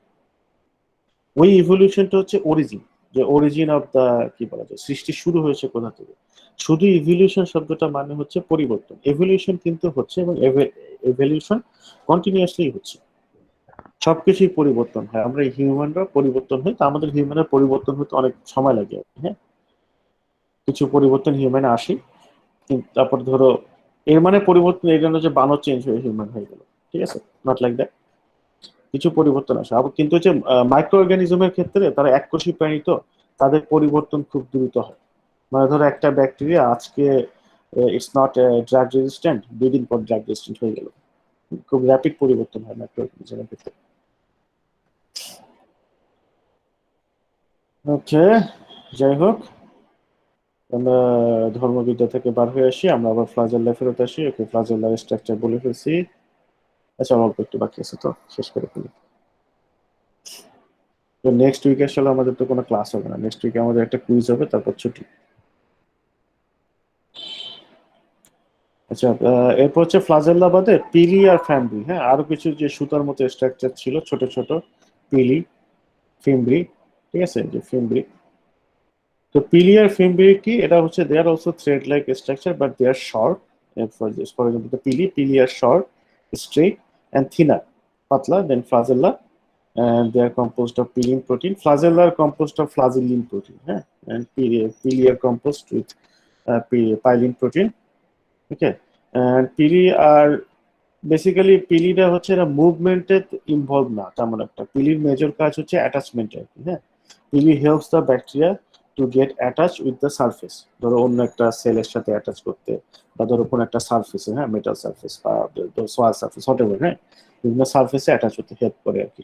ওকে, and like the pili, fambri, fimbri, they are also like a short structure. almost like the pili, and they also help the bacteria to attach with different surfaces. Okay, একটা সেলে অসংখ্য ফিঙ্গি থাকতে পারে, few to several hundreds. Okay. পিলি কি finger like structure? Finger like structure এটা আমরা চাইলে বলতে পারি। হ্যাঁ, এখন ধরো ফিঙ্গার লাইক স্ট্রাকচার বললে একটা ব্যাপার হচ্ছে যে সেটা কনফিউজ চলে আসে। আমার হিসাবে হচ্ছে এটাকে আমি অলওয়েজ চিন্তা করি থ্রেড লাইক স্ট্রাকচার, সুতার মতো স্ট্রাকচার। ফ্লাজেল হচ্ছে বড়, আর হচ্ছে ফ্লাজেল হচ্ছে বড় স্ট্রাকচার, এবং হচ্ছে ফ্লাজেলের আলট্রা স্ট্রাকচার অনেক রিফাইন। হ্যাঁ, কিন্তু পিলি আর ফিমব্রি তারা হচ্ছে ছোট। হ্যাঁ, তারাও ফিলামেন্টাস স্ট্রাকচার বাট ছোট, শর্ট। ওকে, এটাকে আমি ওকে আসলে এই স্যার। জন্য এই ফিঙ্গার লাইফ স্ট্রাকচার কখনো বলি না আর কি, কারণ এই জিনিসটা কারণ সেই হিসেবে যদি চিন্তা করি ফ্লাজেলটাও তো ফিঙ্গারের মতোই দেখতে, right? এই জন্য আমি আর ওইভাবে ডেফিনেশনটা দেই না আর কি এদের। Yes sir. ওকে, যাই হোক গেল এই জিনিস। এরপর হচ্ছে সাইটোপ্লাজম। এই সাইটোপ্লাজম কি জিনিস তোমরা সবাই জানো। হ্যাঁ, সেলের ভিতরে যে লিকুইড পোর্শনটা থাকে সেটাই হচ্ছে, এটা একদম পানির মতো লিকুইড না, it's a kind of থিকার, থিকার than the water, কিন্তু লিকুইড টাইপের একটা জিনিস আর কি। হ্যাঁ, যেটা 80%ই হচ্ছে ওয়াটার থাকে। ওকে, বাট ইটস থিকার দেন, মানে এটা কনসেন্ট্রেশন পানির থেকে বেশি। ওকে, অনেকটা কি বলা যায়, এটা আঠালো আঠালো টাইপের। এই সাইটোপ্লাজমের কাজ কি? সাইটোপ্লাজমে সবকিছু থাকে। সেলের ভিতরে যে যে বিভিন্ন অর্গানেলস থাকে, ধরো যে নিউক্লিয়ার এরিয়া থাকে, তারপরে রাইবোজোম থাকে, তারপরে বিভিন্ন স্ট্রাকচার থাকে লাইক ইনক্লুশন বডিজ, ভ্যাকুলস, এই সবগুলো থাকে হচ্ছে সাইটোপ্লাজমের মধ্যে। ওকে, তো সাইটোপ্লাজমের মধ্যে কি থাকে? ফার্স্ট হচ্ছে নিউক্লিয়ার এরিয়া, এটাকে আমরা নিউক্লিয়ারও বলি। এটা কি তোমরা অলরেডি জানো, যে ছবিতে দেখছো? ছবি নিউক্লিয়ার এরিয়া যেখানে ক্রোমোজোমটা থাকে। তো ব্যাকটেরিয়ার ক্রোমোজোমে থাকার জায়গাটা বেশ বড় আর কি। হ্যাঁ, it's almost occupy 20% of the total sell volume. Nuclear area গেল, এরপর হচ্ছে ribosome. Ribosome is a very important thing. হ্যাঁ, কারণ রাইবোজোমের কাজ কি? রাইবোজোমে হচ্ছে প্রোটিন সিনথেসিস ঘটে। Everyone need protein. আমাদের প্রোটিন দরকার, ব্যাকটেরিয়াল সেল তারও প্রোটিন দরকার। Because most of the things are protein, enzymes protein, hormones protein, body structure যেগুলো দিয়ে তৈরি, মানে সেল তৈরি, সেলের স্ট্রাকচার হচ্ছে বিভিন্ন প্রোটিন দিয়ে তৈরি। ঠিক আছে, সো এখন এই প্রোটিন কি কোথায় তৈরি হয়? এই ধরো একটা ব্যাকটেরিয়াল সেল, তাকে প্রোটিন বাইরে থেকে নিয়ে আসে? No, they make their own protein.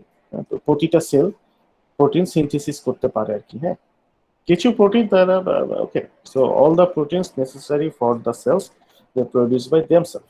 ওকে, কিছু হরমোন এনজাইম আলাদা, কিন্তু but usually the cell can produce the protein, যেটাকে আমরা প্রোটিন সিনথেসিস বলি। তো প্রোটিন সিনথেসিসটা কোথায় হয়? প্রোটিন সিনথেসিস হয় রাইবোসোমে। সেলের ভিতরে রাইবোজোম থাকে, রাইবোজোমে প্রোটিন সিনথেসিস হয়। তো আমরা যদি স্ট্রাকচার দেখি, তা প্রোক্যারিওটিক সেলের রাইবোজোম হচ্ছে এরকম, মানে দুইটা সাব ইউনিট দিয়ে তৈরি। একটা সাব ইউনিট একটু বড়, একটা সাব ইউনিট একটু ছোট। ওকে, তা যখন ধরো কোনো প্রোটিন সিনথেসিস হচ্ছে না, তাই সেই সাবইউনিট দুইটা আলাদা থাকে। যখন প্রোটিন সিনথেসিসের সময় আসে, তখন এই দুইটা সাবইউনিট একজন আরেকজনের সাথে যুক্ত হয়ে যায়। Okay, and they start synthesizing the protein. Okay, এবং রাইবোজোম তৈরি কি এই সাবইউনিট গুলো কি দিয়ে তৈরি? এই হচ্ছে আরএনএ দিয়ে তৈরি, রাইবোজোমাল আরএনএ বলি আমরা। কারণ আমাদের বডিতে বিভিন্ন ধরনের আরএনএ আছে, তো মেসেঞ্জার আরএনএ আছে, টিআরএনএ আছে। রাইবোজোমও আরএনএ দিয়ে তৈরি, কিন্তু রাইবোজোম যে আরএনএ গুলো দিয়ে তৈরি, সেই আরএনএ গুলোকে আমরা আরএনএ বলি, small R, ribosomal RNA. So ribosomes are composed of RNA. আচ্ছা, এগুলো তো গেল হচ্ছে সেলের অর্গানেল। এই বাদে হচ্ছে,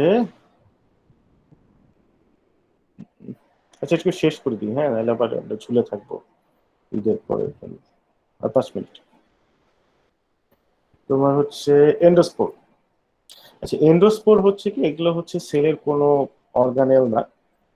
অনেক মাইক্রো অর্গানিজম আছে, অনেক ব্যাকটেরিয়া আছে, কিছু ফাঙ্গাসও পারে, ইস্ট পারে। তো অনেক ব্যাকটেরিয়া আছে যারা হচ্ছে এন্ডোস্পোর নামে এক ধরনের স্ট্রাকচার তৈরি করতে পারে। স্পোর তৈরি করতে পারে। হ্যাঁ, তাদেরকে কেন এন্ডোস্পোর বলি একটু পরে বলতেছি। তো স্পোর গুলা কি আসলে এন্ডোস্পোর? তারা হচ্ছে অনেকটা হচ্ছে একটা শক্ত, বেশ হার্ড স্ট্রাকচার আর কি। হ্যাঁ, ছোট, small and hard structure, because they are dehydrated, মানে তার ভিতরে কোনো পানি থাকে না এবং একটা থিক সেল ওয়াল থাকে। অ্যান্ড এন্ডোস্পোরা রেজিস্ট্যান্ট, তারা হচ্ছে হিট, টক্সিন, রেডিয়েশন, এই ধরনের হার্শ এনভায়রনমেন্টাল কন্ডিশনকে রেজিস্ট করতে পারে। ঠিক আছে, আচ্ছা। অ্যান্ড যেই প্রসেসের মাধ্যমে ব্যাকটেরিয়াল সেলে এন্ডোস্পোর তৈরি হয় সেটাকে, প্রসেসটাকে স্পোরুলেশন বলে। Okay, that means endospores are produced by the process called sporulation. Okay, এবং এন্ডোস্পোরের একটা স্পেশাল ক্যারেক্টারিস্টিক্স আছে, থাউজেন্ডস অফ ইয়ার ধরে এন্ডোস্পোর ডরমেন্ট থাকতে পারে। মানে ধরো একটা ব্যাকটেরিয়া আছে, হ্যাঁ, সে আছে, হঠাৎ করে তার লিভিং কন্ডিশন আনফেভারেবল হয়ে গেল। তা আনফেভারেবল হয়ে গেলে সে তখন হয় কি এন্ডোস্পোর ফর্ম তৈরি করবে, এবং এই এন্ডোস্পোরটা 1000 বছর টিকে থাকতে পারে, থাউজেন্ডস অফ ইয়ার্স। তারপরে আবার যখন হচ্ছে ধরো সুইটেবল, ধরো ভালো কি বলে এনভায়রনমেন্ট আবার তার ফেভারে চলে আসবে, তখন সে সেই এন্ডোস্পোর থেকে আবার জার্মিনেট করে ব্যাকটেরিয়া পরিণত হবে। Okay? তো অনেক ব্যাকটেরিয়া, সব ব্যাকটেরিয়া এন্ডোস্পোর তৈরি করতে পারে না। Endospores are mainly produced by gram positive bacteria. Yeah, এবং এন্ডোস্পোর খারাপ জিনিস আর কি, হ্যাঁ, খুব রেজিস্ট্যান্ট জিনিস। অনেক প্যাথোজেনিক ব্যাকটেরিয়া আছে যারা এন্ডোস্পোর তৈরি করতে পারে। স্পেশালি তোমার ফুড পয়জনিং করে কিছু ব্যাকটেরিয়া আছে যারা এন্ডোস্পোর তৈরি করে। মানে এদের সমস্যাটা কি, ধরো একটা জাস্ট এক্সাম্পল দিই, ক্লস্ট্রিডিয়াম বটুলিনাম, তারপরে ক্লস্ট্রিডিয়াম টিটানি। হ্যাঁ, তো এরা হচ্ছে ফুড পয়জন করে, নিউরোটক্সিন তৈরি করে, খুব খারাপ ব্যাকটেরিয়া, হ্যাঁ, ডেঞ্জারাস ব্যাকটেরিয়া। তো এই ব্যাকটেরিয়াগুলো একটা বদ অভ্যাস হচ্ছে, তারা স্পোর তৈরি করে, এন্ডোস্পোর। তো ধরো হচ্ছে ওই যে ধরো র ম্যাটেরিয়াল, খাবার যে তৈরি করা হয় না, র ম্যাটেরিয়ালের মধ্যে ব্যাকটেরিয়াটা আছে, তারা এন্ডোস্পোর তৈরি করলো করে। এন্ডোস্পোর তৈরি করার প্রবলেমটা যেটা, যখন হচ্ছে খাবার প্রসেস করা হয়, হ্যাঁ, ধরো ইন্ডাস্ট্রিতে করি বা আমরা বাসায় করি, রান্না বান্না করা হয়, হিট দেওয়া হয়, হ্যাঁ, আমরা ইউজুয়ালি যেই প্রসেসে হচ্ছে ধরো বাসায় রান্না করি বা ইন্ডাস্ট্রিতে খাবার প্রসেস করা হয়, হ্যাঁ, যেই হিটে বা যেই প্রসেসে এই এন্ডোস্পোর গুলো সার্ভাইভ করতে পারে অনেক ক্ষেত্রে। তো দেখা গেলো যে আমরা একটা র ম্যাটেরিয়াল নিয়ে বাসায় রান্না বান্না করলাম খাবার আর কি, হ্যাঁ, যে আমরা যেই হিটে রান্না করি ব্যাকটেরিয়া ভাইরাস সব মরে যাবে, এন্ডোস্পোরটা টিকে থাকবে। তো খাবারের এন্ডোস্পোরটা রয়ে যদি যায়, সে পরবর্তীতে সেই মানে সুইটেবল এনভায়রনমেন্ট পেয়ে যদি ওই স্পোর থেকে আবার ব্যাকটেরিয়াটা তৈরি হয়, ধরো ক্লস্ট্রিডিয়াম বটুলিনাম, সে তখন আবার বটুলিনাম টক্সিন তৈরি করবে, নিউরোটক্সিন, ডেঞ্জারাস জিনিস। ওকে, স্যার, সেম। অ্যান্টিবায়োটিক কি এই এন্ডোস্পোর গুলোকে ডিস্ট্রয় করতে পারে? Like if it has to না, কিল অ্যান এন্ডোস্পোর না, based bacteria? antibiotic can kill the bacteria but not the endospore. তাহলে ওই Antibiotics are not effective. Bacteria গুলোকে কিভাবে মারা হয় তাহলে স্যার? না, ব্যাকটেরিয়াকে আমরা অ্যান্টিবায়োটিক দিয়ে মারবো, এন্ডোস্পোরটাকে মারতে পারবো না। এন্ডোস্পোর ইজ নট ব্যাকটেরিয়া, এটা একটা স্পেশাল স্ট্রাকচার, রাইট? ব্যাকটেরিয়াটা Yes, মরে sir. যাবে কিন্তু এন্ডোস্পোর মরবে না। আচ্ছা, এন্ডোস্পোর কিন্তু ব্যাকটেরিয়ার ভেতরে থাকে না, এটা ব্যাকটেরিয়ার ভেতরে তৈরি হয়, তারপর ব্যাকটেরিয়া থেকে বের হয়ে যায়। ঠিক আছে, যেমন এন্ডোস্পোর ফরমেশনের প্রক্রিয়াটা দেখো, তাইলেই বুঝবা কি হয়। ধরো এটা একটা ব্যাকটেরিয়া, হ্যাঁ, এই জিনিসটা প্রথমে নাই। ওকে, এটা ব্যাকটেরিয়া আছে, সে সুখে শান্তিতে আছে, environment is good, they are multiplying, হ্যাঁ, সুখে শান্তিতে দিন যাপন করতেছে, living happily, but that living condition became harsh. ধরো টেম্পারেচার তাদের জন্য সুইটেবল টেম্পারেচার ছিল, টেম্পারেচার হার্শ হয়ে গেছে, হ্যাঁ, কোনো টক্সিক কেমিক্যাল চলে আসছে এনভায়রনমেন্টে, পিএইচ চেঞ্জ হয়ে গেছে। সো তখন যে যদি স্পোর ফর্মিং ব্যাকটেরিয়া হয়, তখন সে এখন এন্ডোস্পোর ফর্ম করবে। এন্ডোস্পোর ফর্মেশন আসলে তার সার্ভাইবিলিটি একটা মেকানিজম, যে সে নিজে সার্ভাইভ করতে পারতেছে না, সে এন্ডোস্পোর তৈরি করে রাখলো। ঠিক আছে, তো এন্ডোস্পোর তৈরি প্রথমেই এই ব্যাকটেরিয়াটা যে কাজটা করবে, সে হচ্ছে তার ডিএনএ এর একটা কপি তৈরি করবে। তার যে ক্রোমোজোম ছিল না, ক্রোমোজোমের প্রথমে একটা কপি তৈরি করবে সেলের ভিতরে। প্রথমে এরকম, ধরো এই সেলটা আছে, এই জিনিসটা নাই, সব এন্ডোস্পোর তৈরি প্রথমে সে হচ্ছে তার পুরো জেনেটিক ম্যাটেরিয়াল একটা কপি তৈরি করবে। কপি তৈরি করার পরে এই জেনেটিক ম্যাটেরিয়ালটা চারিদিকে হচ্ছে প্লাজমা মেমব্রেন, হ্যাঁ, একে সারাউন্ড করে ফেলবে। প্লাজমা মেমব্রেন যখন সারাউন্ড করে ফেললো, দেখো চারিদিকে কিন্তু আস্তে আস্তে এই যে প্লাজমা মেমব্রেন চারিদিক থেকে সারাউন্ড করে ফেলেছে। প্লাজমা মেমব্রেন যখন সারাউন্ড করে ফেললো, তারপরে প্লাজমা মেমব্রেনের বাইরে সেল ওয়াল তৈরি হবে, সব সেলের ভেতরেই ঘটতেছে, সেল ওয়াল তৈরি হবে। হ্যাঁ, সেল ওয়াল তৈরি হবে, তারপর হচ্ছে এই স্ট্রাকচারটার ভিতরে যত ওয়াটার ছিল সব ওয়াটার হচ্ছে বাইরে হয়ে যাবে, একদম ডিহাইড্রেটেড ড্রাই একটা স্ট্রাকচার হয়ে যাবে with a very thick cell wall. হ্যাঁ, তারপর যখন এটা এন্ডোস্পোর আর কি, এন্ডোস্পোর তৈরি যখন এন্ডো মানে ভিতরে, ভিতরে স্পোরটা তৈরি হচ্ছে, এই জন্য এটার নাম হচ্ছে এন্ডোস্পোর। এন্ডো মানে ভিতরে আর কি। তো এই এন্ডোস্পোর যখন কমপ্লিটলি তৈরি হয়ে গেল, তখন কিন্তু এই যে মাদার সেল কিন্তু মরে যাবে। মাদার সেল হচ্ছে এরকম লাইস হয়ে যাবে, মানে রাপচার হয়ে যাবে, এন্ডোস্পোর বের হয়ে যাবে, মাদার সেল মরে যাবে আর কি। ঠিক আছে, so this is the endospore, এবং এটা হচ্ছে বছরের পর বছর, হ্যাঁ, হাজার হাজার বছর এনভায়রনমেন্টে টিকে থাকতে পারে। তো যে মাদার ব্যাকটেরিয়া অ্যান্টিবায়োটিক দিয়ে মরে যাবে, এন্ডোস্পোরটা কিছু হবে না আর কি, এন্ডোস্পোরটা অ্যান্টিবায়োটিক দিয়ে রেজিস্ট্যান্ট। এন্ডোস্পোরকে আমরা মারতে পারি খুব ওই যে অটোক্লেভের একটা কথা বলছিলাম না, ওই যে আমরা যখন মিডিয়া প্রিপারেশন করি তখন আমরা 121 degree 121 degree Celsius in the presence of 15 psi pressure, 121 degree Celsius 15 psi আমরা হিট দিই যখন হচ্ছে ওই যে আমরা মিডিয়া প্রিপারেশন করার পর অটোক্লেভ করি। কারণ এই টেম্পারেচারে এন্ডোস্পোর মারা যায়। 100 ডিগ্রি সেলসিয়াসে এন্ডোস্পোর মরবে না, কিন্তু 121 degree Celsius at 15 psi pressure endospore মরে যায়। যে এই জন্য যখন আমাদের কমপ্লিট স্টেরিলাইজেশন দরকার হয় তখন আমাদের এরকম লাগে আর কি। ওকে, তাই তো গেল এন্ডোস্পোর। তো এন্ডোস্পোরের একটা, এই যে এন্ডোস্পোর বেসিক্যালি আমরা বলতে পারি endospore is a survival mechanism of the bacteria. যখন লিভিং কন্ডিশন হার্শ হয়ে যায়, আনফেভারেবল হয়ে যায়, তখন ব্যাকটেরিয়াগুলো সার্ভাইভ করার জন্য এন্ডোস্পোর তৈরি করে।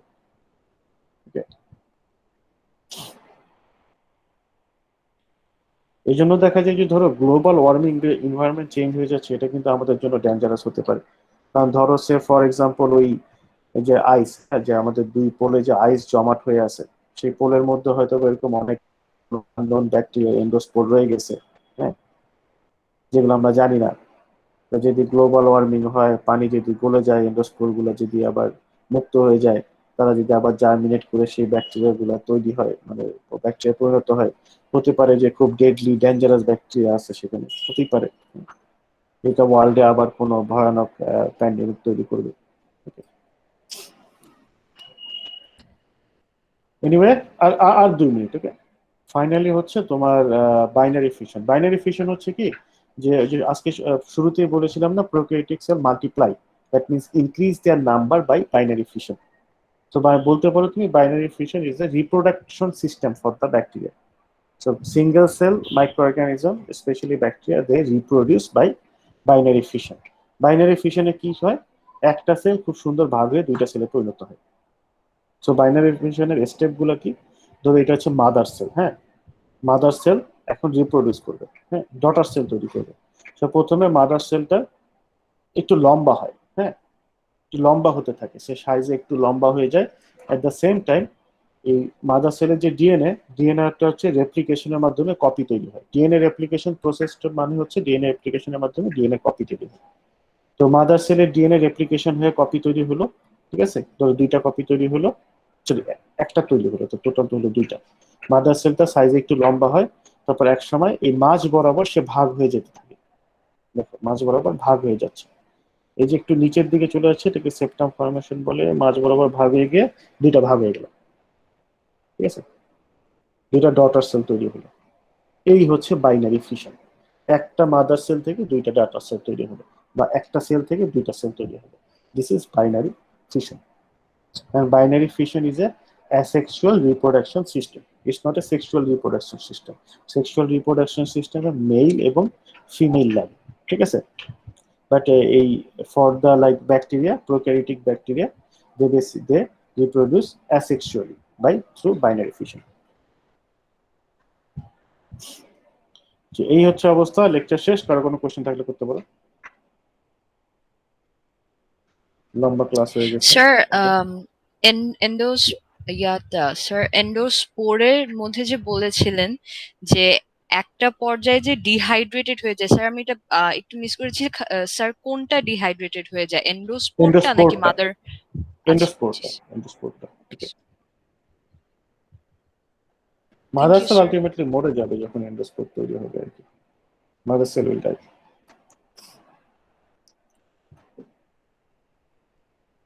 স্যার এন্ডোস্পোর ডিহাইড্রেটেড হয়ে গেলে তারপর মানে এন্ডোস্পোরের ভিতরে যে ডিএনটা আছে সেটার কোনো এফেক্ট হয় না, সেটা মানে মারা যায় না বা কিছু? না, সেটা মারা যাবে, সেটা সেই পরিমাণ মানে যতটুক ময়েশ্চার দরকার এন্ডোস্পোরের ভিতরের আহ ধরো নিউক্লিক অ্যাসিডটাকে ইনট্যাক্ট রাখার জন্য ওটুক ময়েশ্চার তার ভিতরে থাকবে, আচ্ছা। আর ওটুক সে এমনিতে রাখবে। কোনো এমনিতে কোনো মানে কি বলবো, এটার মধ্যে কোনো, সরি স্যার, মানে এটার মধ্যে কোনো কিছু হচ্ছে না, কোনো রিপ্রোডাকশন হচ্ছে না, কোনো ফুড না, কনজাম্পশন কিচ্ছু হচ্ছে হচ্ছে না, না। সেটার জন্য এটার শুধু একটু ফ্লুইডেই চলতেছে, জাস্ট বেসিক্যালি হচ্ছে কি ডিএনএটাকে। এন্ডোস্পোর অবস্থা যখন থাকে, তুমি ধরো ইমাজিন করতে পারো ইটস এ কমপ্লিট শাটডাউন, কিচ্ছু হচ্ছে না সেলের ভিতরে, কোনো মেটাবলিজমই হচ্ছে না। ধরো যেটা কি ওয়াটার হচ্ছে, আমরা জানি যে আমাদের বডির অনেক এই যে ম্যাক্রোমলিকুল গুলো এদের স্ট্রাকচারের একটা কম্পোনেন্টই হচ্ছে ওয়াটার থাকে, হ্যাঁ অনেক জায়গায় একটু ওয়াটার থাকতে হবে স্ট্রাকচারটা ঠিক রাখার জন্য, শুধু ওটুক ওয়াটারই থাকবে, ওয়াটার কন্টেন্ট স্ট্রাকচার ঠিক রাখার জন্য, অন্য কোনো ওয়াটার থাকবে না, যে মেটাবলিক কোনো অ্যাক্টিভিটি সেখানে ঘটবে না, বুঝতে পারছো? জি তবে স্যার। আমাদের বডির ভেতরে যে ওয়াটার আছে সেটাকে কিন্তু আমরা দুইটা ভাগে ভাগ করতে পারি, এটা সাইন্টিফিক ভাগ না আমি বলতেছি। একটা হচ্ছে স্ট্রাকচারাল ওয়াটার, ধরো আমাদের বডির সব স্ট্রাকচারই ওয়াটার থাকে, এটা পার্ট অফ দ্য স্ট্রাকচার। এবারে আমাদের বডিতে ফ্রি ফ্লোয়িং প্রচুর ওয়াটারও থাকে আর কি, হ্যাঁ? তো ধরো এই ক্ষেত্রে ওই স্ট্রাকচার ওয়াটার যতটুকু দরকার স্ট্রাকচার ইন্টিগ্রিটিটা রাখার জন্য, ধরো স্পেশালি নিউক্লিক অ্যাসিডটা, তো দ্যাটস দ্য মেইন থিং, ওই ওটুকুই থাকবে বা আদার কোনো ওয়াটার থাকবে নাকি। It's a very dehydrated structure, এবং এই এন্ডোস্পোরের ভেতরে কিচ্ছু হচ্ছে না, nothing, no metabolism at all. এই জন্যই হচ্ছে তারা থাউজেন্ডস অফ ইয়ার টিকে থাকতে পারে, কারণ মেটাবলিজম যখন হবে তখন হচ্ছে তার বাইরে থেকে ইনগ্রেডিয়েন্টস নিতে হবে, মেটাবলিজম হলে ওয়েস্ট প্রোডাক্ট তৈরি হবে, সেটা বাইরে বের করে দিতে হবে। Okay, so no metabolism at all,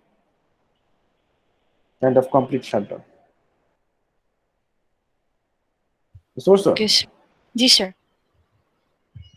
thank you sir. Any other question?